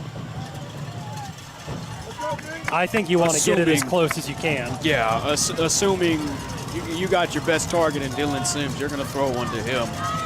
Rawson in the backfield. They fake it and go through the air. Reynolds, oh man, moving the wrong way, but he gets across field. Reynolds cuts back, able to do enough with his legs, and Reynolds He got it. in for the touchdown. All they needed was a field goal, but Reynolds gets in for 6.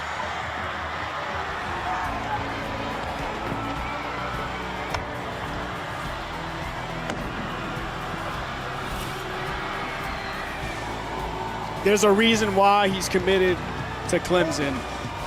It's because of improvising plays exactly like that. And 33 seconds for Brian McDaniel in this offense. They still have all 3 timeouts to work with.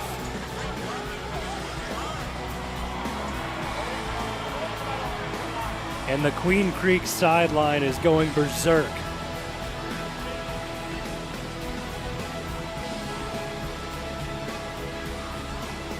Extra point up and through.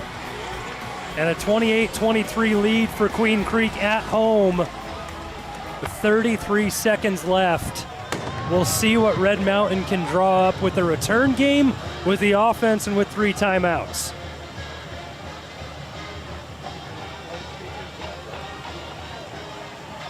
This Queen Creek team have just been a thorn in the side of Red Mountain for the past 2 seasons.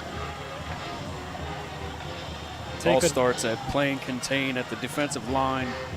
Can't let him outside of you. Tate Reynolds, dangerous, dangerous.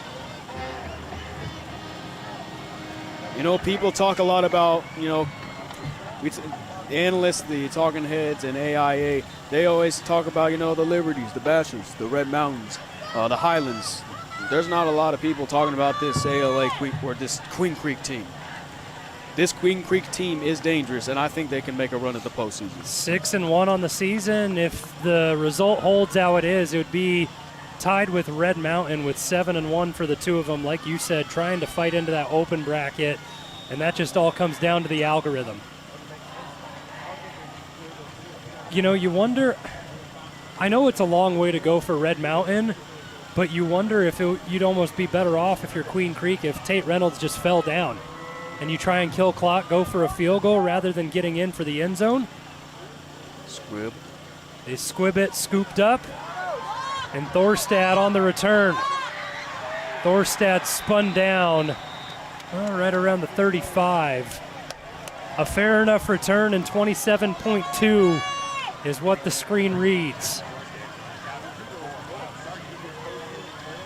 Does Red Mountain have more magic in them on this drive?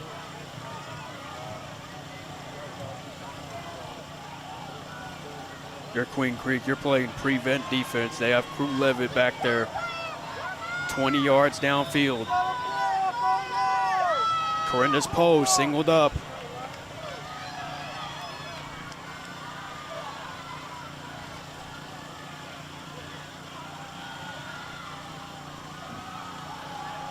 Lopez steps up into pressure, tries to evade it, and he's brought down for a sack. That'll force a timeout from Red Mountain.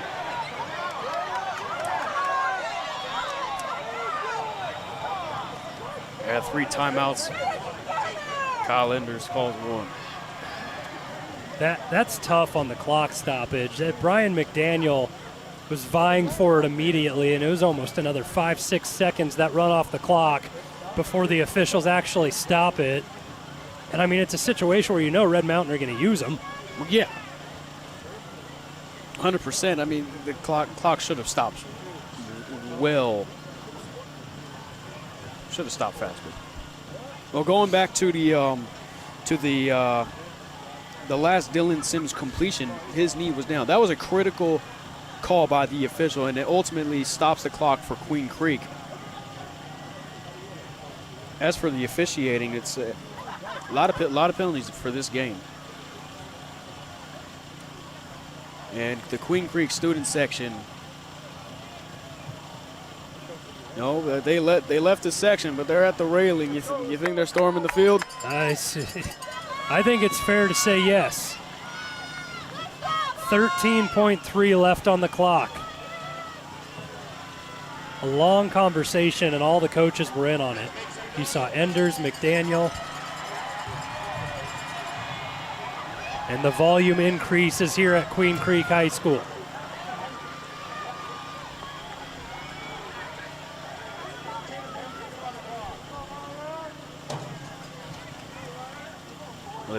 They put an extra second on the clock, so it'll be 14.2. So they give a little bit extra back for the timeout taken by McDaniel after the sack.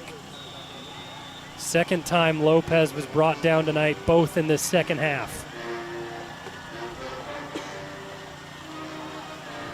Pressure again, Lopez, more time. Poe over the middle of the field. They pitch it back. Pitch! Oh my God! No way! Are you kidding me? He's short! Oh my God! There's 2 seconds left. Timeout! And Red Mountain Timeout! get the timeout. Could there be magic for Red Mountain with the hook and ladder between B-Dubs and Poe? This game just got interesting. It sets it up for one shot at the end zone.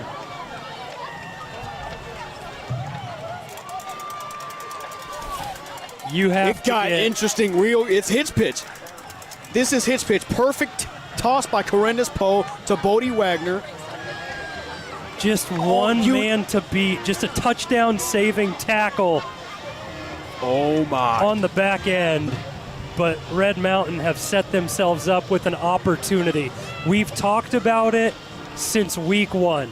This is a portion of the field where things just get tight. Tougher to score, easier to defend, minimize space.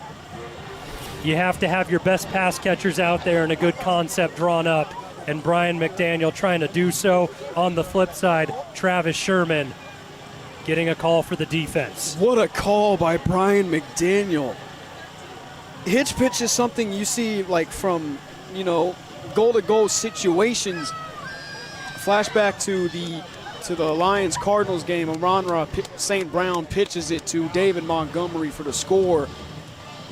It's a short yardage play. I did not expect that from this offense. Depending on how this results, Crew Levitt could have just saved the game with that tackle. Essentially, yes. All you ask for is an opportunity, and Red Mountain have it. 3.5 seconds put on the clock. Poe, Wagner, Robinson, all on the near side of your screen. Ladies and gentlemen, Arizona high school football. And timeout, Queen Creek. The late portion of the season always has a flair for the dramatic, and we'll have to wait at least another minute to get it. It's a good play on both sides to get a look at each other. And you see the formation that Red Mountain come out with. They get the same thing by being able to view what Queen Creek is set up like. And Kyle Enders barking on the sideline. They get the whiteboard. Chris Andriotis in the huddle. Brian McDaniel at the center of it, rallying the troops. No matter what the result is, I mean, what a game.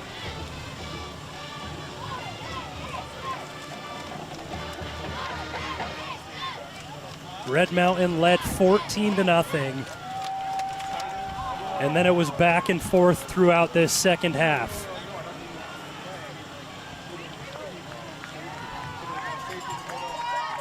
One last play. Red Mountain with the opportunity to stay undefeated. Queen Creek with the opportunity to knock them off and win 2 matchups in a row against them.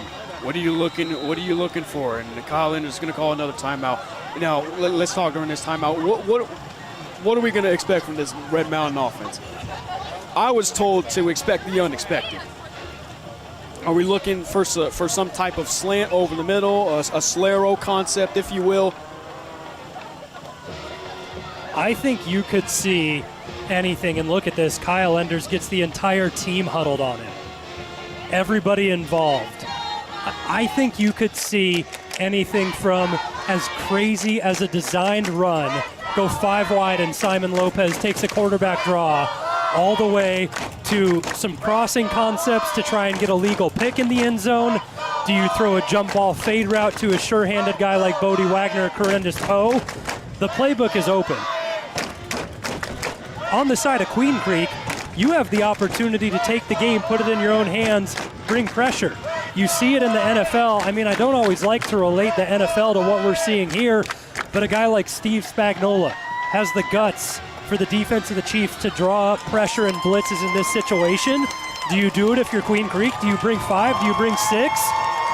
Well, you'll never know. We will in a It's few good. minutes, a In couple few seconds here. It comes down to this. If you are just a football fan in general, you live for these types of moments right here. This Red Mountain team always has a flair for the dramatic.